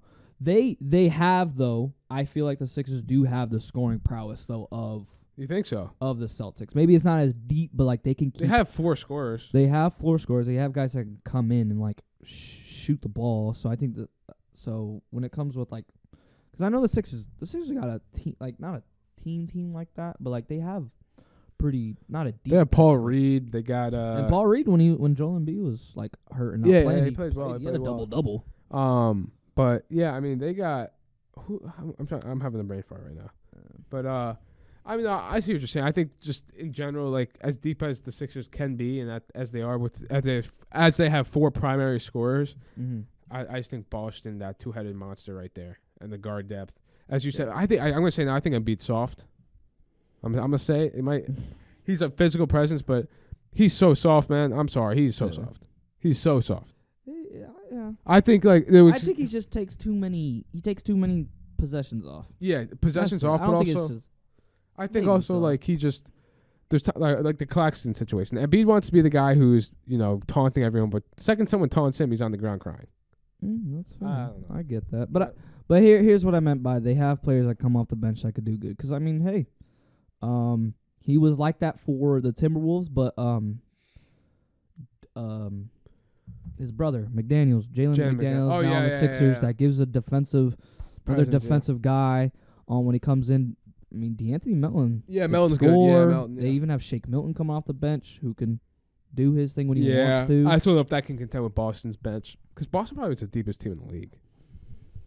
Or the Bucks. Or the Knicks. Get out. Hey, I'm just saying. Look at the Knicks bench. Well, I mean, if you look at the Bucks bench, they have like a couple guys that used to be starters on like other teams. So does Boston. I know that too. So you'd rather have the Bucks bench over the? I think I kind of would because they have what coming off the bench for the Bucks. You pretty much have Portis, Carter, Cart. We could put Javon Carter, I guess, in there for Connaughton. Connaughton. You have I mean, if this is their starting five, right? If this is who I'm thinking their starting five is Drew Holiday, Chris Middleton, Grayson Allen, Giannis, and Brook Lopez, right? Yeah. Okay. So then that means Joe Ingles is coming off the bench. He kind of blows. Yes, he does. But I mean, I think he's still a solid player. I just saw him. The minute I saw him play yesterday, I was like, this guy sucks. What about when he was on the Jazz, man? When he was on the Jazz, that dude was. What about when Harden was on the Sixers? Poquito. What? What about when Harden was on the Rockets, man? I mean, you could. I guess that's fair. I don't know. I feel like with the Bucks, they have more like just on. I guess on paper, it seems like they're a better team. But I mean, even with Bobby Portis, they play like the Celtics. They have more of like a bigger presence. Because I think I'm taking the it's Celtics weird. bench over it though. I don't know. Like you got, obviously you got Brogdon, who's 6th man of the year. So if there was a bench starting team for both teams, let's say their bench was starting. So what the Celtics bench would be what like Brogdon, Pritchard. No, I probably have Derek White. Oh, Derek White, Brogdon and them, and then what? I mean Gallinari. Yeah. Mike Muscala. I know. I'd probably go Grant Williams. Yeah, Grant I guess Williams. he's the so 4 that's like a probably. 3. Yeah, he plays 4. And then you probably have like Blake Griffin. I mean, Griffin's. Blake Griffin and what, like maybe Al Horford because Robert Williams kind of. Yeah. Well, no, they do because they do. I think they do start now. Robert Williams Yeah. because then they put Jason Tatum at the 4, and then they kind of run a little bit of a. I think they do run the 3 guard because I think they have like Marcus Smart, Jaylen Brown, yeah, and Tatum, and no, because I think sometimes they do put like Derek White in there. Yeah. Because then they run like 3 guards, but if Derek White is not in there, well, now I'm trying to think who else was on. I guess you can, because who else is starting? Because who would be their starting 5 is Marcus Smart, Jaylen Brown, Jason Tatum, Robert Williams. I think it is. I think they do start. They start Derek White, yeah. They do start Derek White. Okay, Yeah. so they play like a 3 guard. So if that's their starting lineup, you think that's their bench is still deeper? Let me look. They started Derek White game 1 and then game 2. They switch. It's weird. So, but if let's say that's their lineup because they started like that, it's Marcus Smart, Derek White, Jaylen Brown, Jason Tatum, and Robert Williams, right? So you have Williams. Well, Williams came off the bench in the first game Williams started was yesterday. But who would you start, big man? Al Horford or Robert Williams? Robert Williams. Okay. Yeah. So let's But they just started say, both of them, is what I'm saying. Okay, but let's just say hypothetically, since we're comparing benches, right? Yeah. You have now. So if that's their starting 5 with Derek White in it, now you have maybe Peyton Pritchard goes in that bench starting 5. You have Grant Williams. You have Malcolm Brogdon. That's 3. Then you have maybe Al Horford who comes in with them as well. Maybe Blake Griffin. And then Blake Griffin. Let's just say that's their starting 5, right? Their Yeah. starting 5 with the bench. With the Bucks, they can put Javon Carter at point guard. Maybe that behind them. I know that's maybe not equivalent to obviously having Malcolm Brogdon. That's probably where they get him. But you got Javon Carter. You got you got Bobby Portis. You got Connaughton. And you have hold on. What is the starting 5? We said Drew Holiday, Chris Middleton, Grayson Allen. Oh, Jay Crowder. They have Jay Crowder that comes off the bench as well. You have, I feel like they have right there with that. I mean, you have maybe Brogdon beats out Javon Carter for sure, but I feel like Bobby Portis beats out Al Horford. Yeah. But Bobby Portis is like I like Bobby. No, Portis. definitely, I agree though. You know, just don't talk trash to Bam. Pat Connaughton still like comes plays pretty well. Connaughton against 2. Who'd be the 2? Pritchard. I low-key. Yeah, Connaughton. I'd take Connaughton over that because he has the experience. Yeah, Connaughton. He gets more consistent playing time. Yeah, and he gets a lot more consistent playing time. So I'd take Connaughton over them. So like I feel like when it comes to that, yes, I feel like the Bucks, but I think just due to rotation wise, yes, I think the Celtics rotation wise because then they do have that guard depth. Yeah, they can put them in because what we're thinking about while overall, yes, maybe the Celtics may be deeper because they can put in other guys that can implement their offense because then they either pair them up with Jaylen Brown and Jason Tatum or Robert Williams down low. So with that, I just feel like the immediate bench, if it's just like the bench playing against the bench, I feel like the Bucks kind of have it a little bit over, but that's just like certain players. I see what you're saying. I feel what I mean. Yeah. It's not like I'm saying the Celtics bench is bad. They're all good players, and I think like Peyton Pritchard, Derek White, like obviously the guard play on that team is crazy. It's just I think at that point that guard bench for the Celtics, it doesn't like. How do I say it? It doesn't make it like neutral between like the Bucks backup guards, but like I feel like the backup centers and the backup big presence for the Bucks is a lot better than the Celtics backup presence down low. Yeah, so I think we could say so. I guess the guards are in favor of the Celtics. Guards are in favor of the Celtics because they have the depth, obviously, and they have the players. And then just for the Bucks, I think overall, if the Bucks or even for the Bucks and Celtics, it's like they're a bigger team. The Bucks are obviously a bigger team. That's what's always been their thing. So I think go pretty much either way. But I hear what you're saying. Yeah. I know it's a lot of little in-depth stuff, but like I'm just like I think when it comes to like that, I feel like the Bucks could give the Celtics bench a run for their money, but I do feel like that guard play that does play for the Celtics it helps out a lot. Because then like if you have guards like Brogdon, obviously, where creates more opportunities. Like the guards are going to create more opportunities for the big guys, and big guys probably will for the guards. Just exactly. But also to be fair, like having that luxury of having those big guys down low makes life easier for the guards. So kind of because then what do the Bucks do? Do they run a little bit of a smaller ball team against the Celtics to keep up? Because if you think about it, if they start Robert Williams is 6'9", right? Jason Tatum's 6'8". And they're playing the 4 and the 5, right? Yeah. They can run that small ball because Robert Williams is good enough to play down low. Obviously, at 6'9", he's blocking everything. He's like a Ben Wallace type of player. He's a small big, but he's literally almost grabbing every board, blocking every shot. So with that presence and everything, I think the Bucks might have to settle for maybe doing a small lineup because I think that gives them better. If they do a small line, let's say they run Giannis at the 5, right? Yeah. And he's guarding Robert Williams, and I think that would be a pretty good matchup. And they put maybe like Drew Holiday or Chris Middleton on Jason Tatum, and the other one guards Jaylen Brown. Yeah. I think with that gives maybe the Bucks a little bit of a better bench because they're bigger. Yeah. They're a lot bigger. No, yeah. That size definitely helps. Yeah, that's the luxury of both teams. They have the depth, but I mean, at this point, man, we might not even see that series if the Heat. We may not. We may not. But but obviously we were talking obviously hypothetically the Sixers. Sure.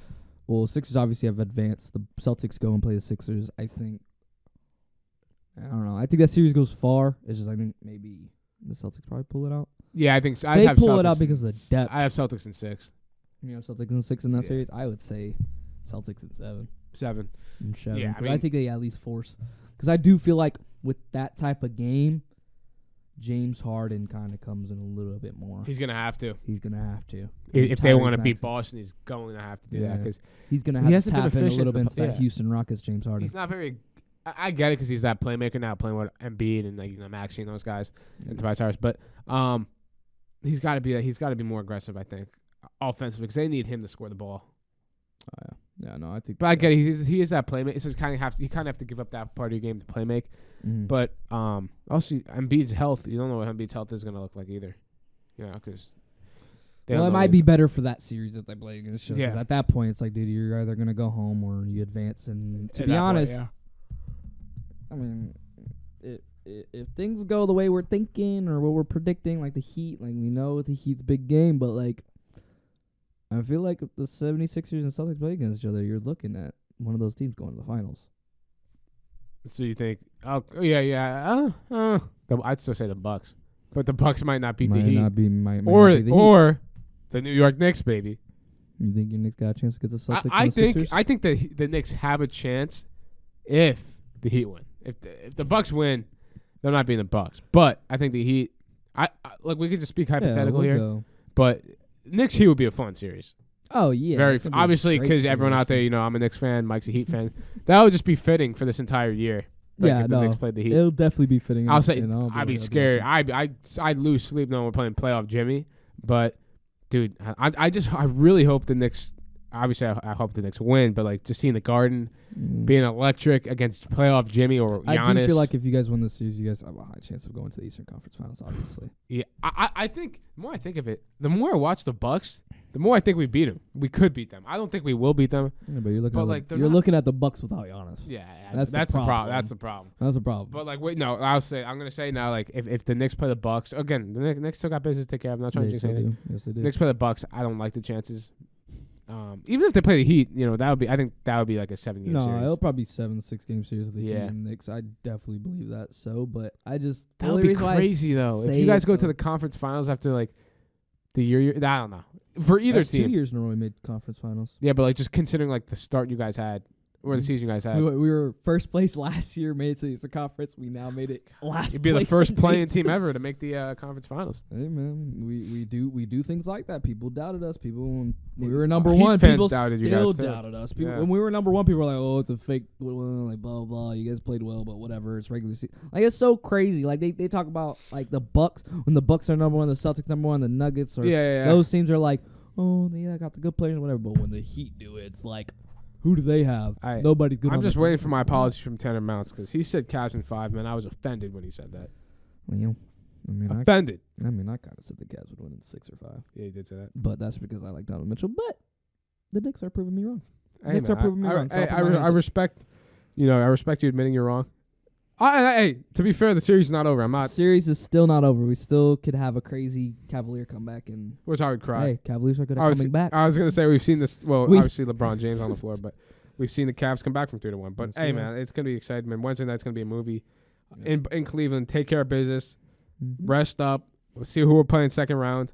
But dude, I'm just so excited. I'm so happy. I'm just relieved that New York's back, baby. New York's back. New York's back. I mean, hopefully we can get out that first round for the Knicks. But back to kind of what I said, what brought up this conversation. You don't think whoever wins that, if let's say the Celtics beat the Sixers, right? Yeah. Well, we just kind of had a Woj bomb, but in the NFL. Sorry to cut you off, but Aaron Rodgers just got traded to the Jets. as We you were saw saying- that happening, though. Well, I don't know if that actually was confirmed yet, but as you're saying. What were you Well, saying? that was a Woj bomb or Oh, no, I'm going to say it was Schefter.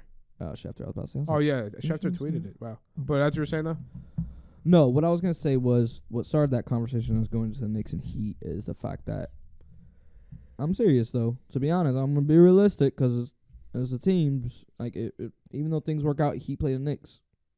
I feel like if the Celtics Sixers play, one of those teams go to the finals. Oh, yeah. Yeah, no, I One agree. of those teams go to the Yeah. finals. Whoever wins that series, The Knicks aren't is a ready to high go to the chance. finals. Like, that's just not going to happen. The Knicks are not going to the finals. But it's a possibility. It's a possibility. It's a very good possibility. They beat the but Cavs. If you're Philly, this might be your last chance. Yeah, no, it probably is. Then probably your last Yeah, chance yeah. because if you guys again, let's just I guess we're looking a little bit into the future, but like if you're Philly and losing the second round again, what do you do? Huh? What do you do this offseason? And that's a good story, little narrative that people are going to be like, maybe it's the turn of the tide. Yeah. Maybe the Sixers finally do not lose in the second round, advance to the conference finals, and You have the MVP on your MVP favorite on your team. Like do. this is You have a guy. you Yeah, don't want to make him unhappy and have him leave because I know I'm critical Mhm. of Embiid, but Embiid this season top 3 player in the league. Just think we haven't even put in that little effect. Not Giannis or Joel Embiid and Nikolai Jokic winning MVP. We still don't even put in that effect. We're gonna have one guy win MVP and feel great and be like, "Wow, I'm MVP of the league. I'm the best player in the world." Or you're gonna have the other guy that's like, Wow. "Are you kidding me? Yeah. I should have been that guy." Hey man, And I'm next saying thing this you know- Embiid chickened out of that matchup. Was it NBA? I thought it was Jokic. At. No, Embiid when it was in Denver and Embiid. didn't Oh play. yeah, that last, Yeah. yeah. That's why I kind of was like this guy's kind of soft. Yeah, but the game before that, he killed Jokic. Though, Yeah, that's in what I'm saying. Philadelphia. If I'm Embiid though, I've Yeah. been like, bro, That's true. I'm gonna do it again. I'm doing it again in Denver. True. And if you, again, Embiid probably has MVP. Yeah. He's the MVP favorite, but like if Embiid destroyed him in that game where he was hurt, I'm 50-50 on both of them. I'm just gonna say they're both MVP, like both number one. co MVP question mark. I don't. I think it should. I think it should be Jokic. I think Giannis should get more credit than what he's getting, but I think it should be Jokic. But I think Embiid's gonna get it. It's just so hard because it's just like, yeah, we'll see. We'll see. That'll definitely be a conversation. Stay later, 'cause tuned. I We'll know see you we next still- episode. But next I'm saying episode. we'll be talking about next episode. But Because we want to do a little hooping with Mike and Brian, a little award show, award just to show people like who we thought was the best players and who deserves the right awards and stuff like that. Because I mean, it's a really. I mean, I would even like if that was realistic co-MVP. I think people that would support a co-MVP talk would be a pretty dang good argument for both of them. Because right now it's like you pick one, but then you're like, well, the other one did do this, and then you're like, you pick the other one, you're like, well, he did this too, and you're just like, dude. So it's a very. I think this year's very up in the air with MVP, and I think that's great for the league because you see in the recent years it's been like one guy pretty much. It's been one guy. But like this year, like I can only. But I feel like if Jokic gets it, there's gonna be a lot of uproar. I think from the media and just from. But I just feel like that's not. I mean, I get it. Why they? It's because of the fatigue, man. Which I don't think it's fair because I think I think Jokic is. Okay, we're gonna get into it next episode, but like you can't just not vote for a guy because he's got it his last 2 years. Like I mean, he's having better seasons. The better season than those last 2 years. So it's just and like they're the one seed in the West. So I don't know. We'll see next episode. But as you were saying, Mike. I mean, going from there. I mean, we can go on the West side because now we get into the games that everybody's been Russell watching. Westbrook, baby. You got Clippers, Suns. You got Kings, Warriors, and Grizzlies and Lakers. Well, pick your little forte. Which one you want to go into first? You either want to talk about your boy up in the Clips. They're down 3-1, or you want to talk about this series that's tied 2-2. I think we saved that one for that. Yeah, that one is. I'll get my fanboy. I'll get my fanboy. Let's out talk. of it. No, you know what? Since it got antsy last night, let's talk Lakers and Grizzlies. Okay. We'll talk Lakers Grizzlies. How do you feel about that? Oh yeah, we talked about before we got on air, but like Tyus Jones leads the league in the last couple of years. My twin. Yeah, his twin. My apparently. twin. Yeah, it leads the league in assist to turnover ratio. But if you're the Grizzlies, I'm worried. I mean, Dylan Brooks got ejected, and he's talking all that smack, and he's shooting 3 for 13 from the field. But if you're the Lakers, I mean, I picked the Lakers. I had the Lakers in 6 actually in the series. Dylan Brooks is a WWE character and an NBA player. I'm not lying to you. It's hilarious what he does off the court. I'm not so sure he's a Grizzly next season, but we'll get into that later. But I think the Lakers, their depth, obviously Anthony Davis had that big game, I think, in game 2. Well, I think they lost, but they lost game 2. But you're talking about the game where like Xavier Tillman and Jaren Jackson went off. Yeah. And if you're the Grizzlies, like I don't know if Ja's fine in the West, man. You're not even fine to get out of the first round. But I think the Lakers, their depth is just playing a part. Rui Hachimura is like he has a bunch of 15, 20-point performances off the bench. He got in the face of Dylan Brooks. Yeah, I mean Dylan Brooks. Or was it somebody? No, it was Dylan Brooks. But Dylan Brooks is saying like, Desmond Bain said, let's see him do it again, and he did it again. But then Dylan Brooks is like, you see what he said about LeBron? He's like, I'm not scared of LeBron until someone drops 40. Dylan Brooks, you've never dropped 40 in your career. Brooks is averaging like 13 or 14 points per game on like 38% from the field. He's a defensive guy. Take it easy. Patrick Beverley's a defensive guy. Yeah, I mean, I don't. It's weird. I'm not going to give no benefit of the doubt to him, but it's just funny. I think it's just to me, it's hilarious. I think it's funny how Dylan Brooks is, but yet again, when you're not performing, it does look horrible. Dude, he got ejected, but he had like 7 points. Yeah, he said sorry for that, though. What? He said it was by accident. Oh, yeah, I saw. Yeah. He said, like, sorry. But he also said how he doesn't like how the media is creating this villain perception of him. Like no, he created himself. So. Like, bro, what are we talking about here? But it's a fun series, though. He has his hair flat out, though. Yeah. That has me dying. Yeah. He looks like Lord Farquaad. Yeah, literally. But, I mean, game 4 is tonight, 10 p.m. Eastern Standard Time, so I'm looking forward to it. But that's a fun series. That's going to be a fun series. But what's funny is even though, yes, recently and his mouth has been doing a lot more than his play, Dylan Brooks is like he could drop like 25, 30. He is a really good defender. Could, and he's a decent he's a good defender. Yeah, you can't like that. Can't take that away from him too much, but then at this point, he likes to say he pokes bears. And like, what is he talking about now? I mean, LeBron dropped 38, then what? He dropped 30 in one of the games, right? Yeah, he went crazy. He went crazy. So, like, I mean, dude, at this point, you might as well be quiet because at this point, 38? Yeah, 2 points away from 40? LeBron's not the guy you want to get mad, man. We've seen playoff history. We saw where Klay Thompson called him a baby when he was up 3-1, and LeBron did LeBron things. Celtics, when the Big Three started talking trash about LeBron, what happened? LeBron did that LeBron little stare. And you know how I feel about LeBron, but like, he's not the guy. You don't not poke, the guy, you buddy. don't poke that bear. Don't poke that. That's what. Don't poke that I'll never bear. forget this. I was watching Game 7 when he was in Cleveland against Boston, and Tatum. I was sitting there watching my dad. Tatum dunked on. That's what he dunked on. But he bumped LeBron. My dad said to me, he just looked at me. He's like, "Don't poke the bear." And then Cavs went up. Just Yeah. goes back because didn't he have the block after that? Yeah, and then he had that play where where Marcus Morris or Markieff Morris fouled him on the end one. Like literally grabbed him and LeBron still made it. Still I'm like, made the I was like, wow. don't poke that bear. And he poked that bear. I wouldn't be shocked if it's Lakers in See, 5. that's why I'm like, even though yes, LeBron, we're not gonna get into the talk right now. I'm just gonna say this. What? Well, what's the talk? What's the talk? That mentality. That's why you don't poke that bear. Yeah. Because Well, that bear. Same with Jordan. Same with Kobe. Like there's just some The guys same, yeah. you don't But they talk. were always like that.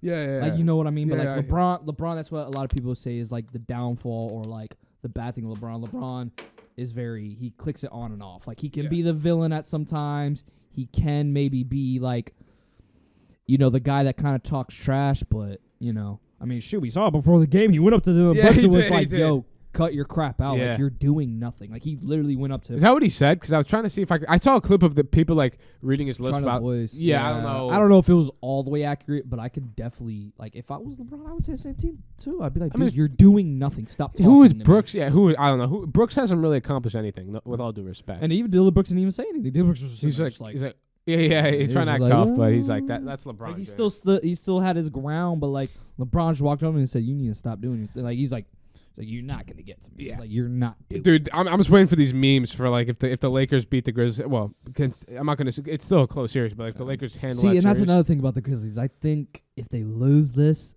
they're more of a laughing stock. Oh, 100%. 100%. First round sad, exits, and I feel 2 bad seed. for that because I think I think highly of the Grizzlies. I really do. And I think with just the recent with Ja Morant and then kind of Dylan Brooks, even though I like it, I do kind of like the little antsy. It kind of brings a little bit more entertainment to basketball. Like I said, Dylan Brooks, WWE character and an NBA player. It's fun. Back in the day, I used to love watching WWE, and those guys are entertainers. And Dylan Brooks is an entertainer right now, being more than a basketball player. But it will be a very not crazy offseason, like stuff. They might make some changes. They do lose this round, obviously, but they're gonna get more ridiculed. Like it's gonna be like, dude, you're number 2. Like but I do feel like there is a little bit of an argument that's be like, well, you gotta not loosen up on the Grizzlies, but like you're not going up against LeBron in the playoffs. Yeah, that didn't help as a 2 seed though. Like that definitely was not the favorable. I don't think the matchup. Grizzlies were like, we're happy to play. Like obviously they're asking for. They're like, Yeah. oh yeah, we'll play LeBron. But like, what are you supposed He's to old. say? We don't give a crap. We don't give a crap about LeBron. Yeah. Like that's cool, but remember, you don't poke that bear. you- You could poke yeah. the bear on AD. Maybe he might break a nail. Yeah. I'm sorry. AD. You've been playing great, but yeah. I mean, you just don't because then when the Lakers are playing, it's scary because when Roy Hachimura is going off for like 28, Malik Beasley, Vanderbilt. I know you like. Don't Vanderbilt, even get me. I love. See that's the thing. That's why I kind of don't talk so much. Even though yes, he's looking like Clown Dylan Brooks. I love that defensive presence. Vandalorian on Jared Vanderbilt has been. I'm not gonna lie to you. Even Roy, I would probably put Roy up there too with Vanderbilt. But I will say Vanderbilt has been the number 1 priority from that trade because he does everything. He can shoot the 3. He's getting rebounds. He's guarding the primary guy on the other team, slowing it down for LeBron to not guard somebody, slowing it down for Anthony Davis not to worry about guys coming. Jared Vanderbilt has been that number 1 guy coming from that trade because he has done everything. The defense has gone a lot better with him on the floor, and that was one thing the Lakers needed because without him, like when they had Russ, and no offense to your Russ, no My offense guy. to your guy who's doing good, but down 3-1 now to the Phoenix. But I will say when they had that team was very bad to like watch because when it came on defense, it was like no one's really guarding it. They're just Olay and everyone's scoring and dropping 100 points on the Lakers. But now with this team, I mean, you put guys in like Vanderbilt, you put in guys like Roy, like they could have a big lineup if they wanted to. Yeah. Like I think I'm also calling for this too. Through the wire, I think not Pierre. Who's the other guy that sits on the right Derek? side? Derek, yes. Derek. He's a Lakers fan, right? He's a Laker? Yeah, I think so. Yeah. Derek, I'm going to have to agree with you, boy. Shout out to Through the Wire. Mo Bamba should play more. Yeah, Bamba doesn't play. Bamba should play. Bamba needs to play because then I think it helps AD save some minutes. So yeah, the rim Because protection. I think, and it's good rim protection. I think Mo Bamba is a great player. and he's young. So I think this, I thought they and I think that's just another reason why they're not playing him. He's young and he has no playoff experience. Yeah, but also it's like, why'd they trade Beverly then? They trade him for Bamba. Bamba doesn't even play. I don't know. That's why I think Darvin Ham needs to play him because How are you supposed to get playoff experience if you don't play in the if you don't play games? exactly? Because that's another thing. Because I think you're also starting to see slowly Anthony Davis. It's not that he's like depleting. It's just like he's starting to like what is it? Like I can't think of the word, but he's just like he's lacking. Like some of the game, like it's like he's starting to slow down. It's like, dude, don't do that. Yeah. No, don't do that. Stop. We need you. We need you to keep being Anthony Davis because. Like we've said overall, the number one player on this team, like the number one option is supposed to be Anthony Davis. It should be, yeah. It's supposed to be. Because I think with LeBron getting older, obviously, and he's not settling back for like a role. I mean, no, you never call LeBron a role player. Nah. Crazy. But I think just with LeBron getting older, and he's still young, even though with his injuries, I think he's still, like, even LeBron has said the number one option is AD, and if they want to go to the places they want to go. If they want to win, they want to go to the finals. They want to win that finals. AD needs to be the guy. LeBron could be the guy, but LeBron's been the guy for 20 years. Yeah, for 20 years. And even if he's not the guy, he's still putting up 20, 10, and 8. Still putting up 30. Yeah, he's still gonna do that. He's still gonna do his thing, but he's older up there. I know he's just trying to do what he can, and he's still LeBron James. But Anthony Davis, it starts with Anthony Davis, and that slowing down scares him because then it's just like, what are you going to do? Because then if he goes down, it's like, no. Like, now we have to maybe play more Mo Bamba, maybe more of other guys down low. But I think they need to start putting Mo Bamba in there to kind of relief of, that little slowing down of Anthony Davis. Because he takes possessions. He takes possessions off. Yeah. He takes possessions off where he's just, like, running. Like, it's sad. It's sad. And it's like, dang, dude, like, playoffs. You need to play harder. But it's just like, maybe he's slowing down because he knows he's got very thin, glass jaw and everything, which I don't know. But with that, I think they just go forward. Obviously, keep going through Anthony Davis because I think even when they do run the offense through Anthony Davis does his thing. Like I think that's one thing you can't stop that, and he's a beast. But I think they need to implement more Mo Bamba, put him in the lineup, start. Coming up with, because then I think him and LeBron would low-key be good because then LeBron actually has a good screener. Like, I know Anthony Davis is a great screen roller because obviously he can do multiple things, but Mo Bamba, I mean, shoot. You have to worry about a lot. Mo Bamba is like 7 foot, 7 foot, 7'2". So he's like, you power him up with pick and roll with LeBron and D'Angelo because I think that's another thing they're kind of lacking. D'Lo's been bad. He's been doing more than, like, I think he's paying too much attention to passing the ball. Yeah.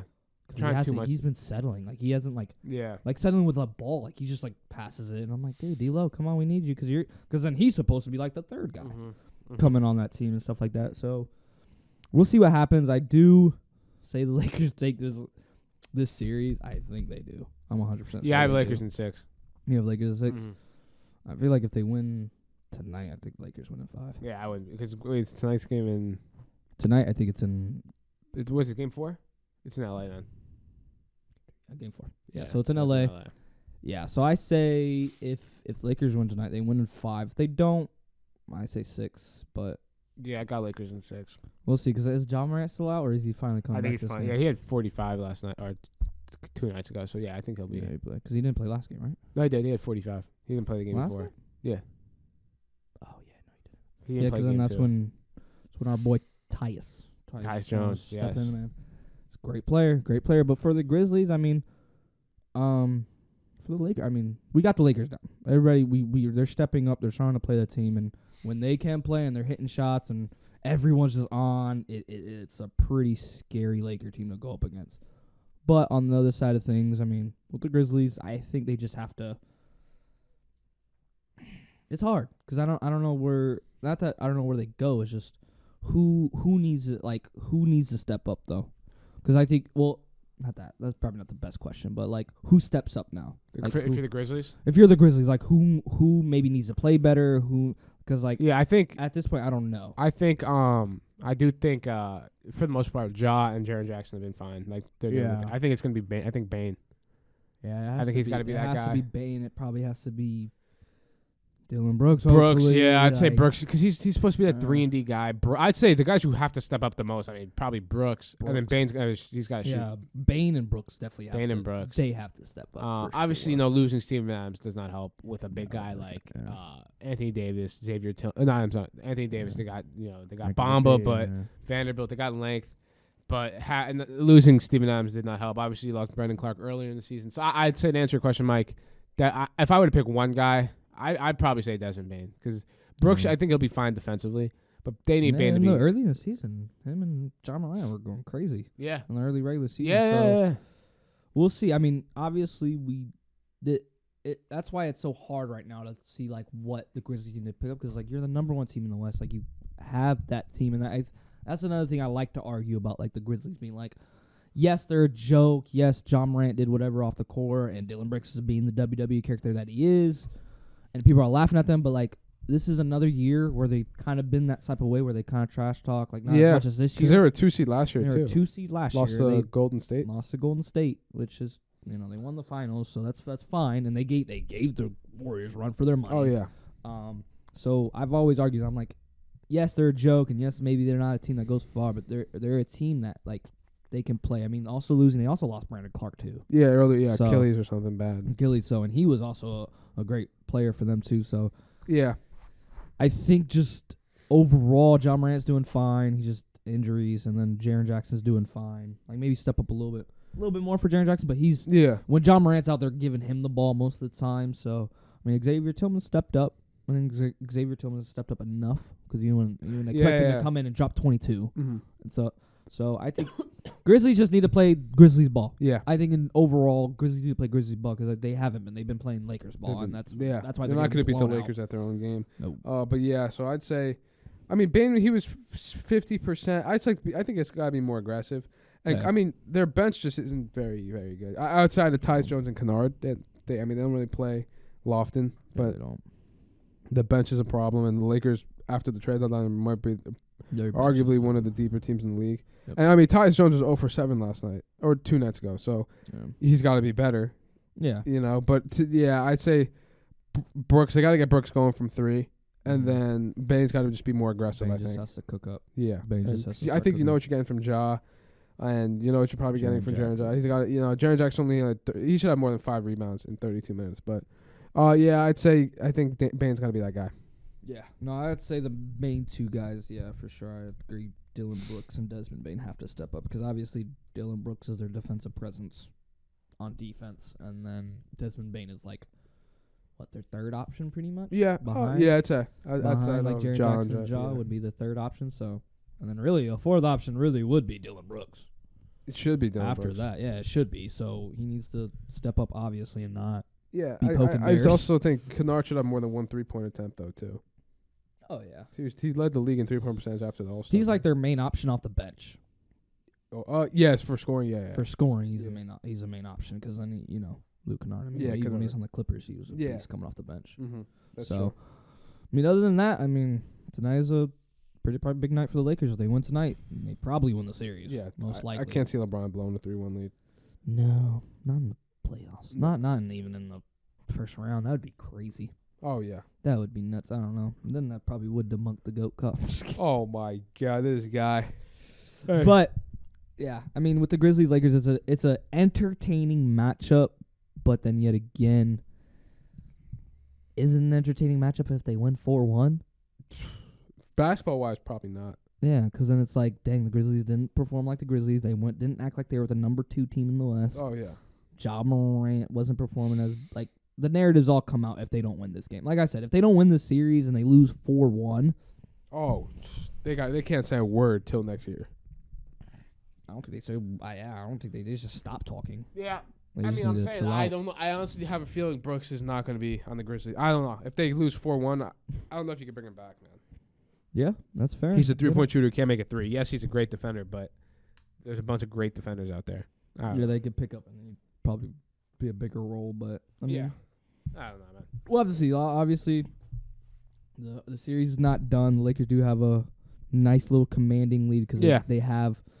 Obviously, after that game, I mean, they were up 35-9 at one point. Yeah, they were the Grizzlies was disgusting. Like they came back, but the Lakers just had control of the game, and you know. And it's bad when you have a team like that have control of the game, because then they have like probably the smartest player in the NBA, LeBron James. IQ wise, no doubt. IQ wise, LeBron's just gonna be like, all right, slow it down.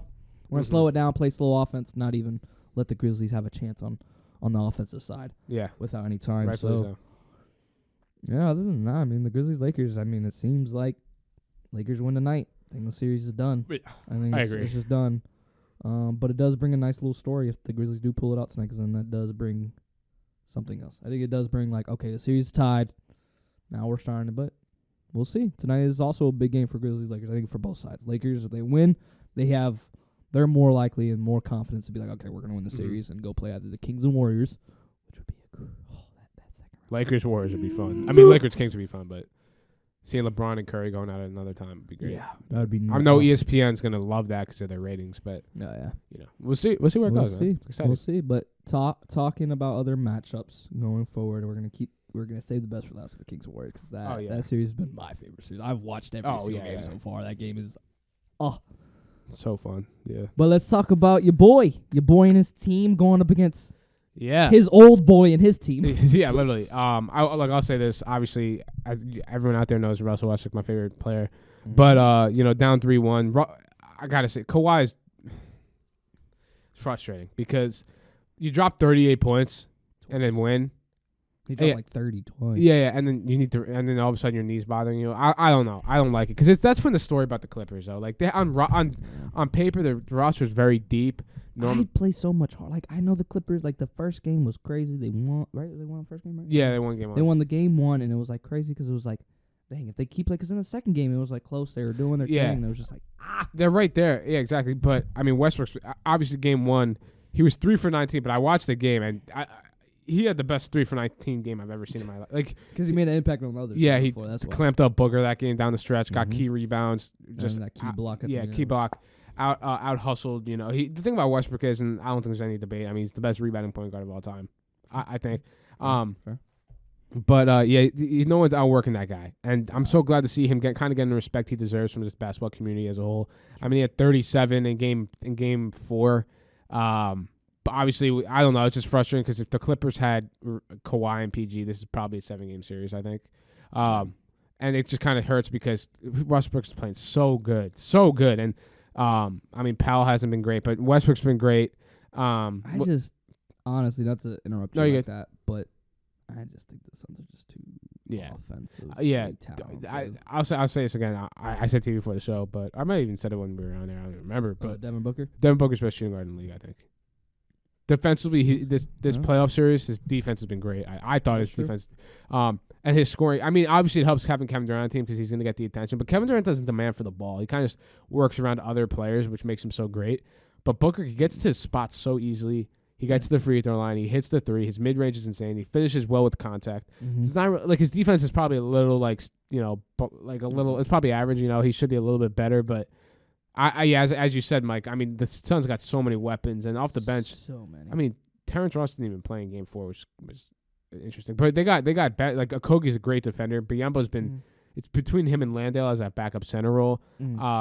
Chris Paul, I mean, he had some key shots down the stretch of the game. He had that ridiculous shot he made when the shot clock was expired. Oh, that fadeaway off the but Clippers, man, this has been the story for the Clippers. Like. Stephen A. said it. Man. Yeah, but at least with Paul George's injuries, we've seen Paul George has been injured. Like it's not like we see Paul George get injured. Kawhi Leonard, you have 38, and then all of a sudden you're tired and you can't play. It doesn't really make much sense to me.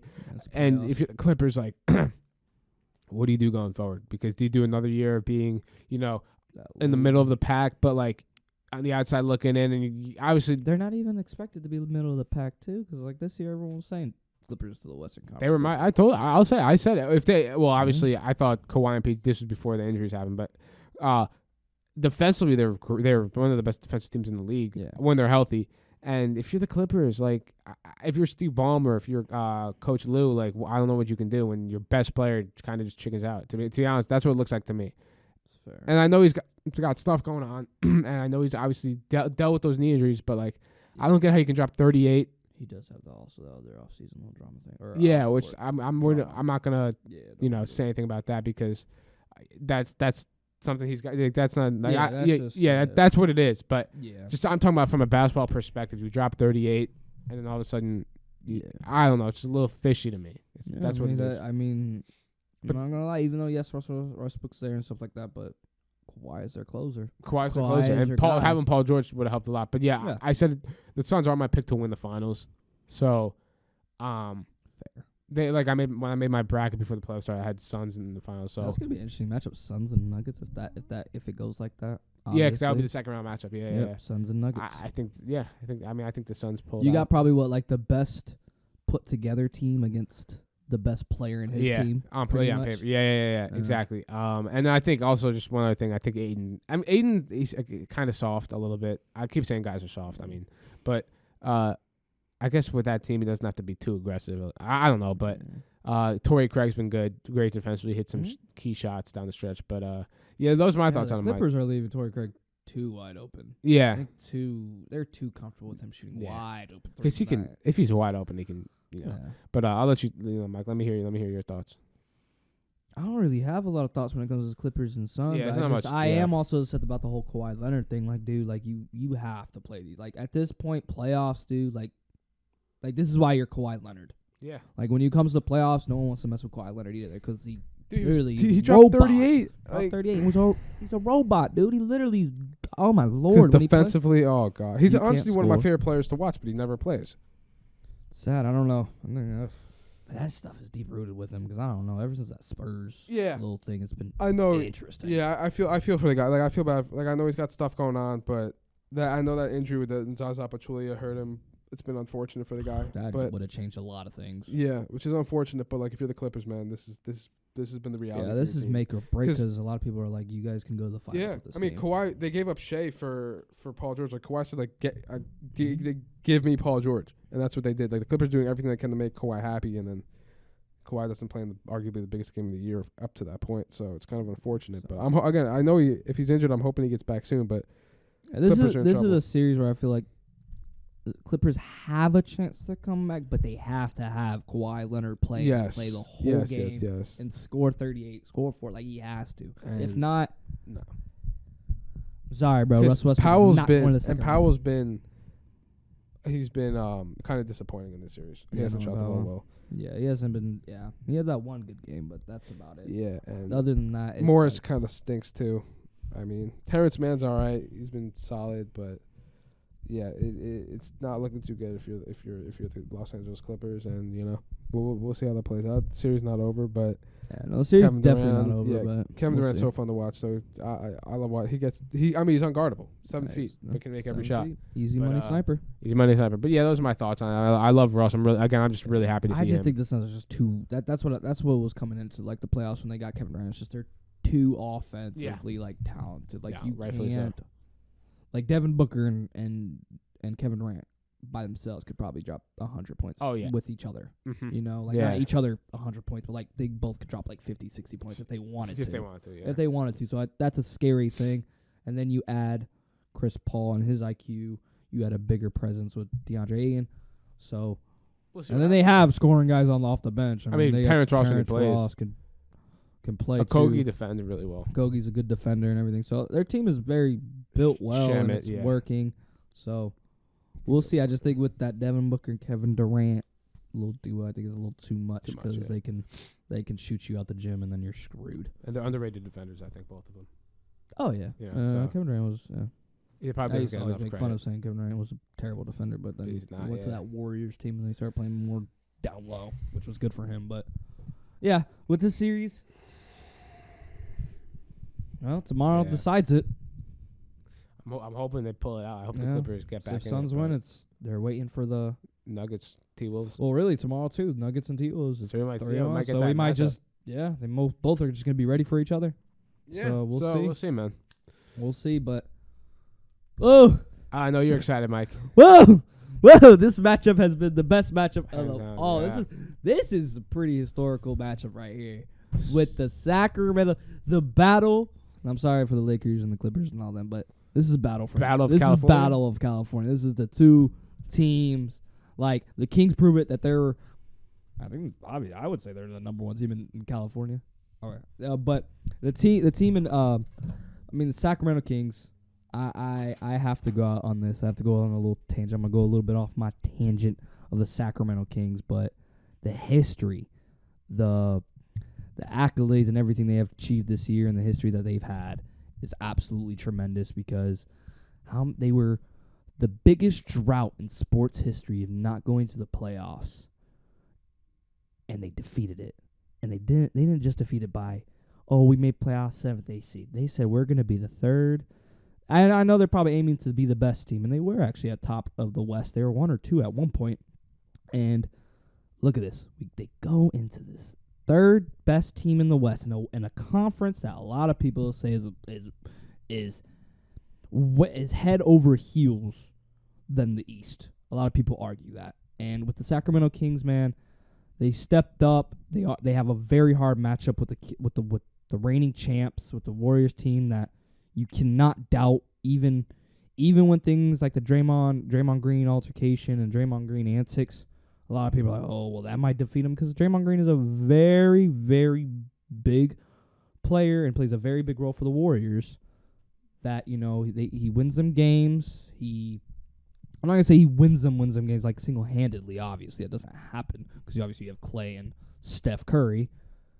But with Draymond, man, he has that presence. He has that defensive mindset that stops him on the defensive end. But with the Kings, man, holy crap. I have been so proud of the Kings. I'm kind of upset the last 2 games that they've lost have been like, it's just been close. Harrison Barnes had that miss wide open and missed. And the shot was there, but, hey, not everyone can make wide open shots. It's not always like it's going to fall in, but he had the shot. It was open. That could have been a 3-1 lead for the Kings going over the Warriors, but the series is tied now. But going forward with just this Kings, they need to keep up what they've been doing. Having Sabonis, I feel like the defensive presence the Kings have had on the Warriors, Sabonis helping on screens, everyone's switching. De'Aaron Fox being able to, because De'Aaron Fox in an interview did say guarding Steph Curry is probably one of the hardest things because he's just running around screens and you're getting screened every second if you're guarding Steph Curry.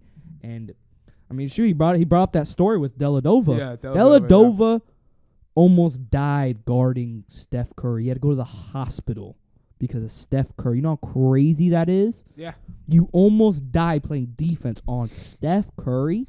That's crazy. But De'Aaron Fox is one of the fastest guys in the NBA. I think he is the fastest guy. So that speed maybe helps him be able to keep up with Steph Curry, because then he's like, at some point, maybe to be honest, he's probably outrunning Steph Curry to some spots because he's obviously faster than him. But obviously, with a shooter like Steph Curry, he's smart. So if Aaron Fox is trying to beat him, he's going to go the other way and catch, shoot, and beat, and it's good. But this Kings team, man, I just hope they can pull it out. I know the Warriors have tied it, and everyone's like, the Warriors are probably not going to win and stuff like that. And I know a lot of people are not going to be shocked if they win this series, if the Warriors win the series, because everyone's like, it's the Warriors reigning champ. You do not doubt the Warriors. Yeah. You don't doubt players like Steph Curry. Like, there's only a few players in this league. There's only a handful that could take you far in the playoffs, and those names are LeBron, Steph Curry, Kevin Durant, like guys that are able, and Steph Curry's that guy, because we have seen a little bit on the Warriors end. A little bit kind of sad. Like, Jordan Poole hasn't been playing. Yeah, he's not been great. Nothing. Like, Draymond's coming off the bench now too. Draymond's coming off the bench, and even with the antics that he has, even though with the whole craziness, that was an interesting little that whole thing. It's over with. Yeah. They found it. He even though the game that he was suspended for, the Warriors won. So it just shows you don't sleep on the Warriors, but this Kings, man, they've been. Yeah.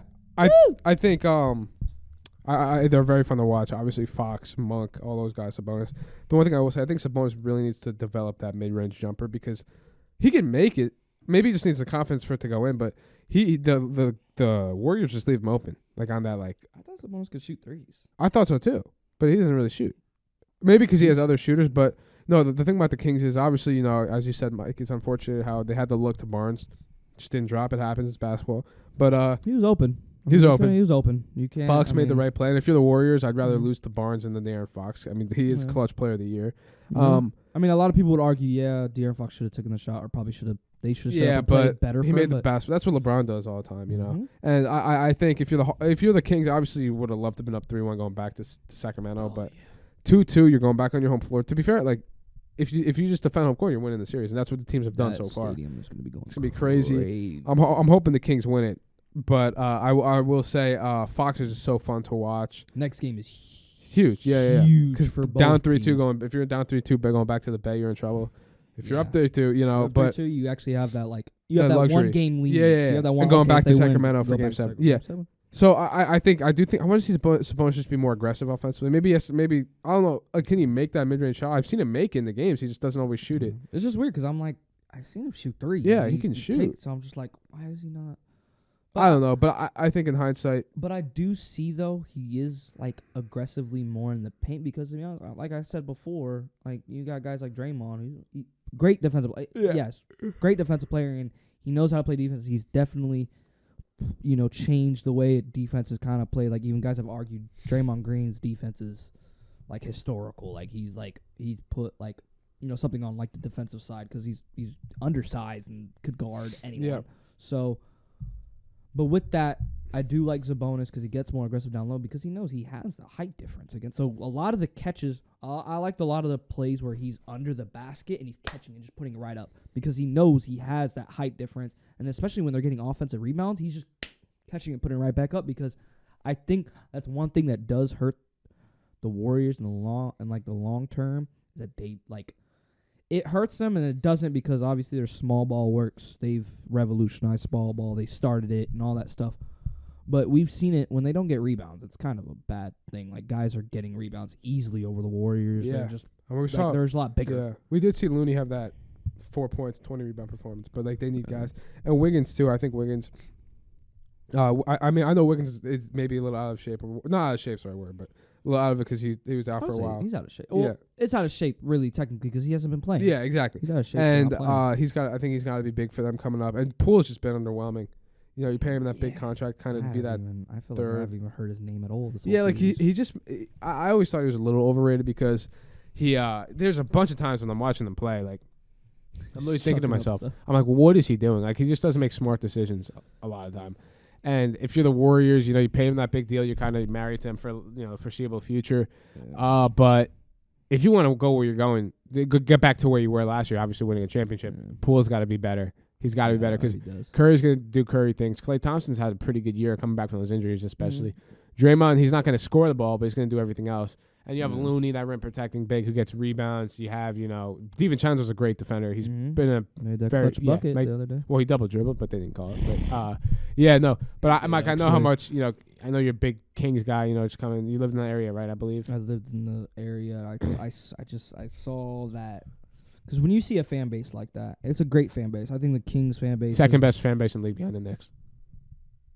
Really? Not over the Warriors too. Warriors fan base is pretty huge. I'm saying Knicks have the best fan base. Yeah, I showed you that TikTok. I get it, but I mean, that's fair. I'll give it to you but that's just New Yorkers. That's just New Yorkers being New Yorkers. But I get it. You're maybe right. I think a lot of people argue maybe other teams obviously have better fan base, but I think I was there when it was like they were at Arco Arena, an old stadium. They were like the worst team in the NBA. They had a prime DeMarcus Cousins. Like I got to see those days, and they were still like, you were happy for them, but then you were just like, dang, if you were just a better, like they'd be like, you're in California, like the presence, and like you're not even that far from the Warriors. And Warriors, they're not even Sacramento from San Francisco's maybe like 2-3 hours, a couple hours, not even far away, and they're blowing up, they're doing good, and you obviously have to. This is a battle for the Bay Area. Really? Because, I mean, you got... But being from there, I mean, I talked with my dad. Shout out to my pops. We talked about it a little bit, but he's proud of the Kings, too. For sure. We saw it, man. We saw it. They're going toe-to-toe with the defending champions. They were nothing, man. They were a joke. They were a joke. They were a joke. Like, people are like... a joke. Like, you saw Draymond. You know how bad it was? How bad it was? We'd get parking right next to the stadium. That's how bad it was. That's how you know, yeah. Well, you saw Draymond Green say a couple years ago, he's like, I'm taking nights off and we're playing the Sacramento Kings. It was bad, and and what's crazy is I saw a lot of players go through that system. Now we're actually good. Rajon Rondo came to Sacramento, and that was fun because Rajon Rondo's always Rondo was good there. Rondo was good on the Kings. They had Rudy Gay, Tyreek Evans, DeMarcus Cousins, like such historical names. And then back in the day, Chris Jason Webber, Williams. Jason Williams, Mike Bibby. You have just those days were good, and it's been a long time. And they held the longest sports playoff 20 years, drought. right? 20 years, nothing. Not even getting close. I think there was one season maybe, but like it's still like it was bad because then after that, even if it was that one season where they almost made it, it was like the end of the season. It just looked like they threw it away. Yeah. So I think where they're at right now is good. Just keep doing it because I think at the end of the day, if they lose this, goes 6 or 7, they lose. I still think the Sacramento Kings can still be the Sacramento Kings because it's like going up against the reigning champs. Like it was an unfortunate matchup. Yeah, and they could still very well win that series. Oh, you know, and I definitely agree. I mean, they had the coach of the year, but I think it was hands down already been a very successful season for the Sacramento Kings. And I think maybe it'll make free agents be like that's the brand of basketball. Like, you're gonna have a great fan base. You're gonna have sold out games. I'm gonna call it right here. If they keep that team and still intact and how great they are, they're battling for number 1, number 2 next year in the West. 100%. I mean, it's hard to disagree. I mean, they're young. They have talent. They have veteran leadership, like in Barnes. They have, but yeah, I think they kind of need like another piece. Yeah, I think they have another. I think they need. I would love an extra piece. I mean, if you, I don't know. I hope they beat the Warriors. I hope so. I think a lot of people are praying that the that would just be Warriors fun, lose, and seeing them go toe to toe with the Lakers too would be fun. If the Lakers win that series, obviously, but yeah. But yeah, man, I'm excited, man. It's gonna be a fun series. It's the same. Playoffs have been great so far. You got a great point guard matchup with De'Aaron Fox and Steph Curry, which is just prime time. Now you got and with Klay Thompson and his little, I got 4 rings over you. That's all he's done. I love those memes. Everyone's been making fun, like when the Kings are up like 2-0 and stuff like that. They were just like, Clay's gonna say I got 4 rings over you guys if they get swept, which is funny. But yeah, I like this matchup. It's not too much. It's kind of got a little antsy, but that's Draymond. Yeah, but Draymond. Yeah. I'm very proud of the Kings. I've talked highly about the Kings ever since the beginning of the season. Like, I'm just like, this team is a team to watch because they have the guys. De'Aaron Fox is that guy. Monk Sabonis is that guy. Monk is that guy. He's got a bag. He's gonna get a bag this summer, I think. You think so? You Monk, think he's re-signed with the Kings? I think if they win, they should series, bring him back. They're bringing because him back. The thing about the Kings is similar to like teams like the Trailblazers. I would still bring him even after the regular season. Yeah, oh yeah, I would still. No, yeah, but that's the thing. Like, you can't let those guys just walk because you don't really sign big name free agents all the time. So you got to bring him back. Like, they can maybe use other players, like maybe deeper in their bench, maybe for like leverage, like probably. Yeah, trade you got to like bring Monk back though. Guy, bring Monk back because him and Fox have that college chemistry. They're in the league now, obviously together. But it's like the Sacramento Wildcats. Yeah, Kentucky Kings. Kentucky Kings. But yeah, I mean, so I definitely think they have. Like, I do agree. I think the Kings will be up there in the Western Conference standings next season. Yeah, I do think that. I think they got a big offseason ahead of them too. And Keegan Murray's taking huge steps from the start of the year where he was a little inconsistent, but now he's making huge threes. Yeah, making huge shots on the stretch. So if you're the Kings, if you're a Sacramento Kings fan, you got a good future in store. And I said this here, and I think after the first 2 games they won, yes, it is catching up because I think it's just the Warriors' experience that they're catching up. But I said this here first, that Kings is almost a replica of the Warriors, and I'm not lying to you. I've been watching every game of that, and it literally looks like the same offense on both ends. Like, Curry is more obviously selling for 3, but like a lot of it, the same thing that Draymond's doing.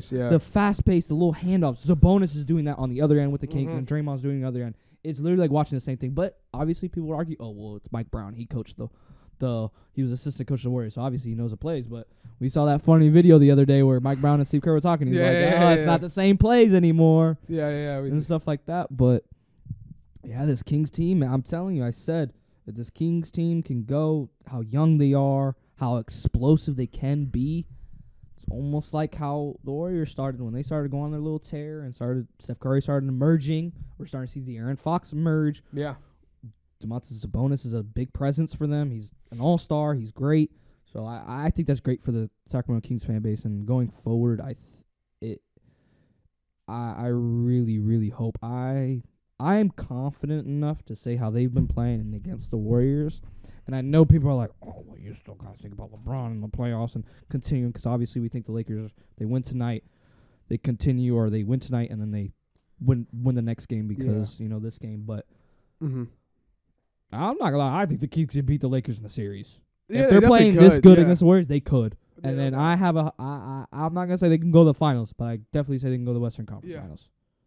For sure. Yeah. And they can, I don't know about what the Suns. Don't know with the Suns because obviously there's too much on that end. But I can put up a confident face when I say the Kings can make it to the Western Conference Finals. Yeah. Don't know about the finals. That's still a little iffy, and they're still very, they very see young. Phoenix or even Denver, Yeah, it's a little scary. I probably would rather play Denver. Yeah, no doubt. I'd rather play Denver with the Kings because at least at that point they can kind of match up with star power in a way. Yeah. Because then it's like just Kevin Durant and D-Book is a lot, man. It's too much, and we're seeing it, and we're really seeing it with the Suns with Kevin Durant and Devin Booker. It's like, they're crazy, Scary, but we can see though with the Clippers and Suns, you can see the Clippers. You can see that the Suns are beatable, but you have to be on your game. You have to have the right players. So if the Kings were to play the Suns in the Western Conference, it would have to be like a crazy game for De'Aaron Fox and Domantas Sabonis every single game for them to even kind of keep up with the Suns. So just going forward, they're playing their games still. The 2 games that they lost, close games. Very, very close games, and one shot could change it all. Harrison Barnes make that shot, they're up 3-1. Going back to Sacramento. And if that was the case, I would be writing off the Warriors right now if they won that game. Yeah, I'd be writing off. I'd be like, nope, they're not winning. Yeah.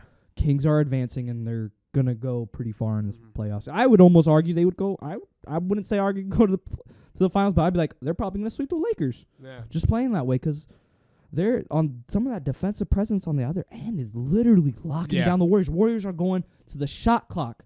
They're saying the Warriors are such a fast-paced offense.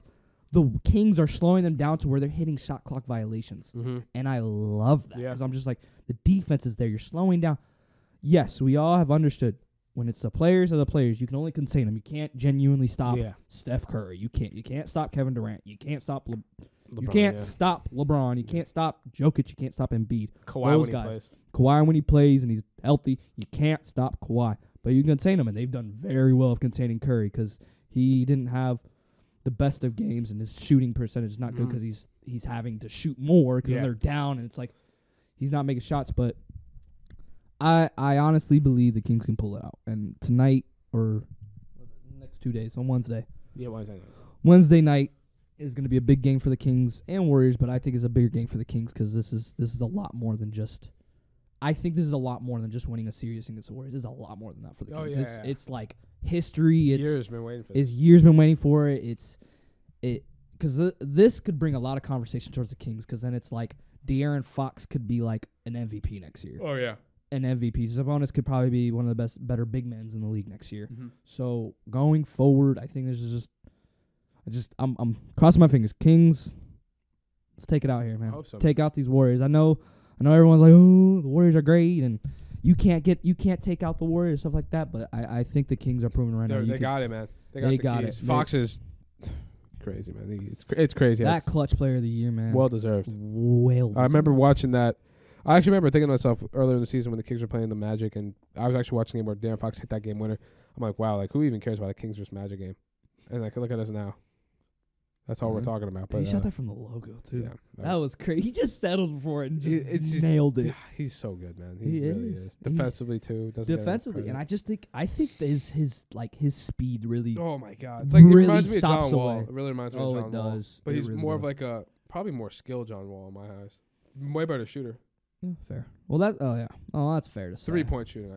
I think 3-point shooter. I think John Wall probably has finishing on him a little bit. Yeah, prime. Yeah, John John Wall. Yeah, shooting deep ball, I'm going De'Aaron Fox though.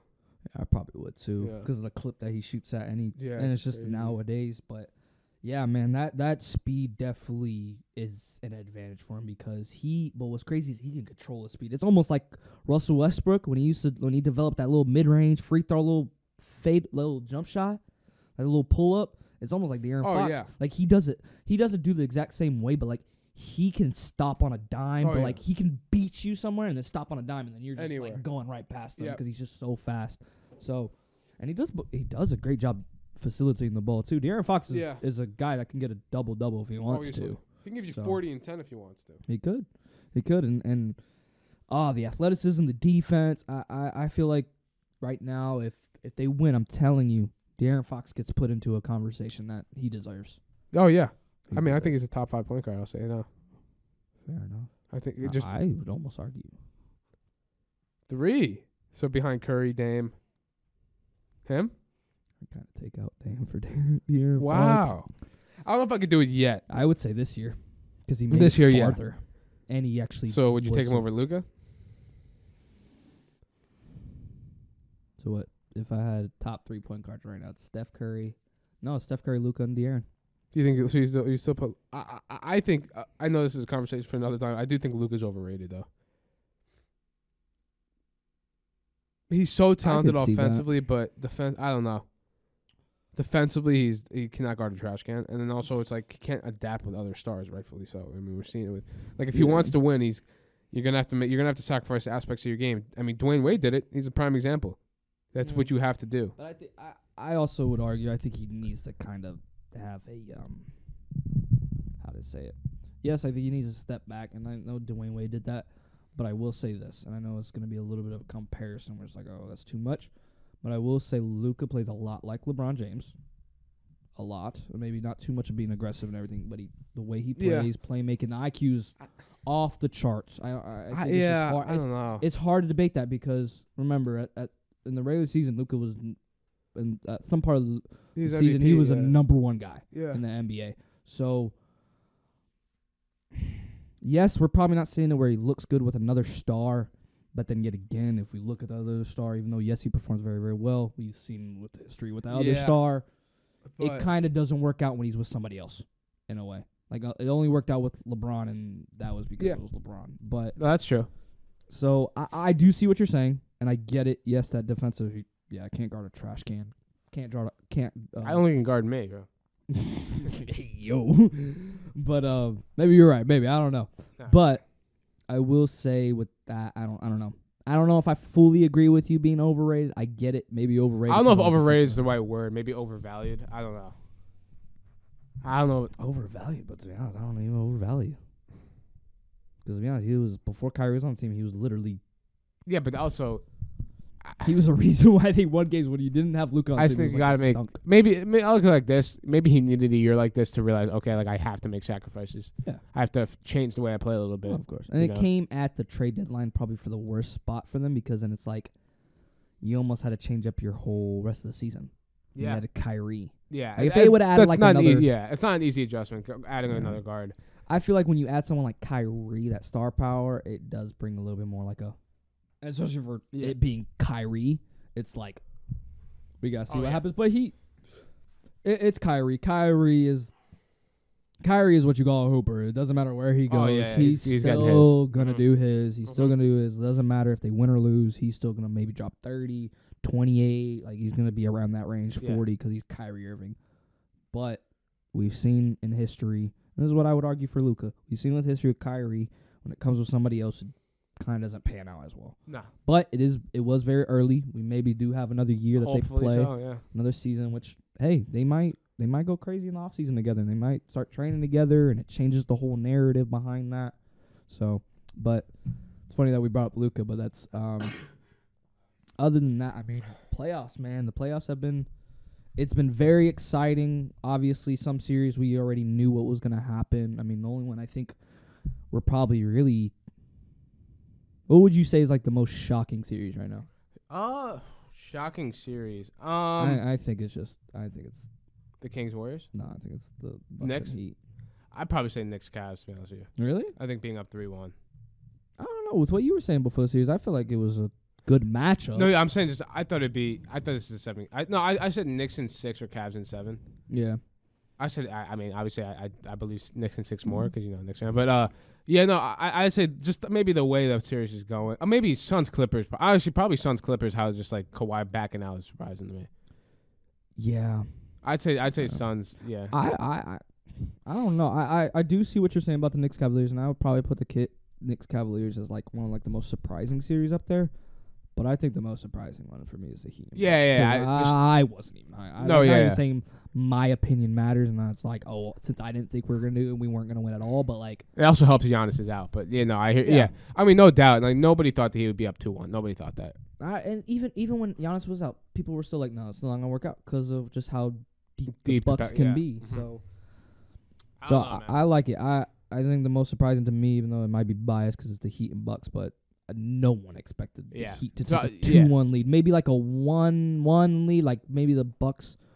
Like I think you even said before this matchup, you were like the Bucks win one, or the Heat at least taking one game away. I said Bucks in 5. You said Bucks in 5, and obviously that's not going to happen anymore. Yeah, they can maybe win 4-2. It might be Heat in 5, which I hope and I pray, because then that. Hey, we'll see you guys then. But we'll see. Yeah, that's true. I'll say Suns Clippers though. Just how that whole dynamic of. It was really highly anticipated, that matchup of stars clashing, and both teams are pretty deep, and obviously no Kawhi. We knew Paul George wasn't playing, but that was just a little unfortunate. Obviously, hope he gets better, but that's the series I'm probably most surprised at. Obviously, besides the Heat and Bucks, just to add some different aspects of it. But yeah. But then obviously, I think the one series that takes away the best series is obviously the Kings Warriors series. No doubt. That's like the best series so far, because every game's been close. I think every other series kind of ends between like a 4-2, 4-1 kind of. That's I see the other series kind of going like that. Maybe not with the Bucks. Maybe Lakers Grizzlies go. Maybe Lakers Grizzlies, if the Grizzlies can kind of, but everything else you can kind of see. I mean, unless the Cavaliers change their thing, which you hope not. That doesn't happen for your Knicks, but. Knicks could win 4-1. Boston's going to win 4-1. Denver's winning 4-1. Sorry, but I don't. With the Phoenix, they're probably winning 4-1. Yeah, I think Clippers get one more, but. Yeah. I don't know. If Kawhi's out, so, yeah, I don't know. But I know. Yeah. It's a little iffy with that one, but even then, I still said 4-2 in a lot of these series, but the Kings and Warriors, I feel like that's going to be the only series that goes 6-7 games. Yeah. So. Hopefully it's 6 games for the Kings, so that's what I hope. Yeah. Hopefully it's 5 games for the Knicks and 5 games for the Heat, but we'll see how it plays out, man. We'll see how it all plays out, because other than that, I mean, this playoffs have been an interesting playoffs. We did talk a lot. I've enjoyed it, yeah. I've really enjoyed this playoffs, and it's kind of great to see a nice, enjoyable playoffs, because I don't think we've gotten it the last couple of years. I've never been this happy obviously with the Knicks, but I'm just very happy, man. Just how hopefully they can. I was happy the last couple of times in the playoffs for me. I mean, we went Eastern Conference last year. Since 2012, you've been happy. Pretty much. I mean, yeah, since 2012. Yeah. Well, ever since 2003, okay, when Dwayne Wade joined the Heat. Okay. How old were you? Like 3? I was 3 years old. I was like 6 months old. You're 6. Yeah, man, I was small, man. Yeah. Shout out to my mom. Man. I'm rocking the baby to Brian. I'm rocking the baby. What is this, Russell Westbrook? You know what I'm saying? But yeah, man, no, other than that, this playoffs have been very, very interesting. And man. Certain matchups, I mean, obviously Grizzlies, Lakers, everyone's WWE, Dylan Brooks, and you got Kings, Warriors, De'Aaron Fox, and Steph. It's very interesting, so. We'll see how it plays out, man. See how it plays out, but. We shall see. Oh, Lord, man. What an episode, man. What an episode. This is a long episode. I mean, we were down and out for about a week, but it's okay. We had things going on. Had things going on. You know, life is life. Life is life. Everything. We'll be back. Hey, also, obviously, everyone knows college. The year is coming to an end, but the content's still going to be coming out. If anything, more content will be coming out. Obviously, me and Mike will be 6 hours away, but we're going to make it work. We made it work before, and I appreciate everyone staying tuned. And yeah, Mike.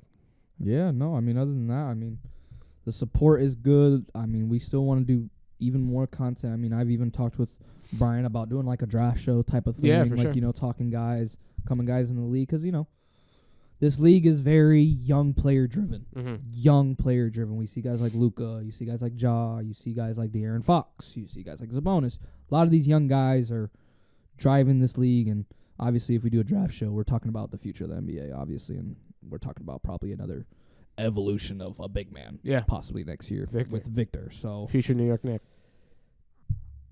Nah, I'm kidding. Not if you make it far in the playoffs. Hey, we're already got it, man. We chilling.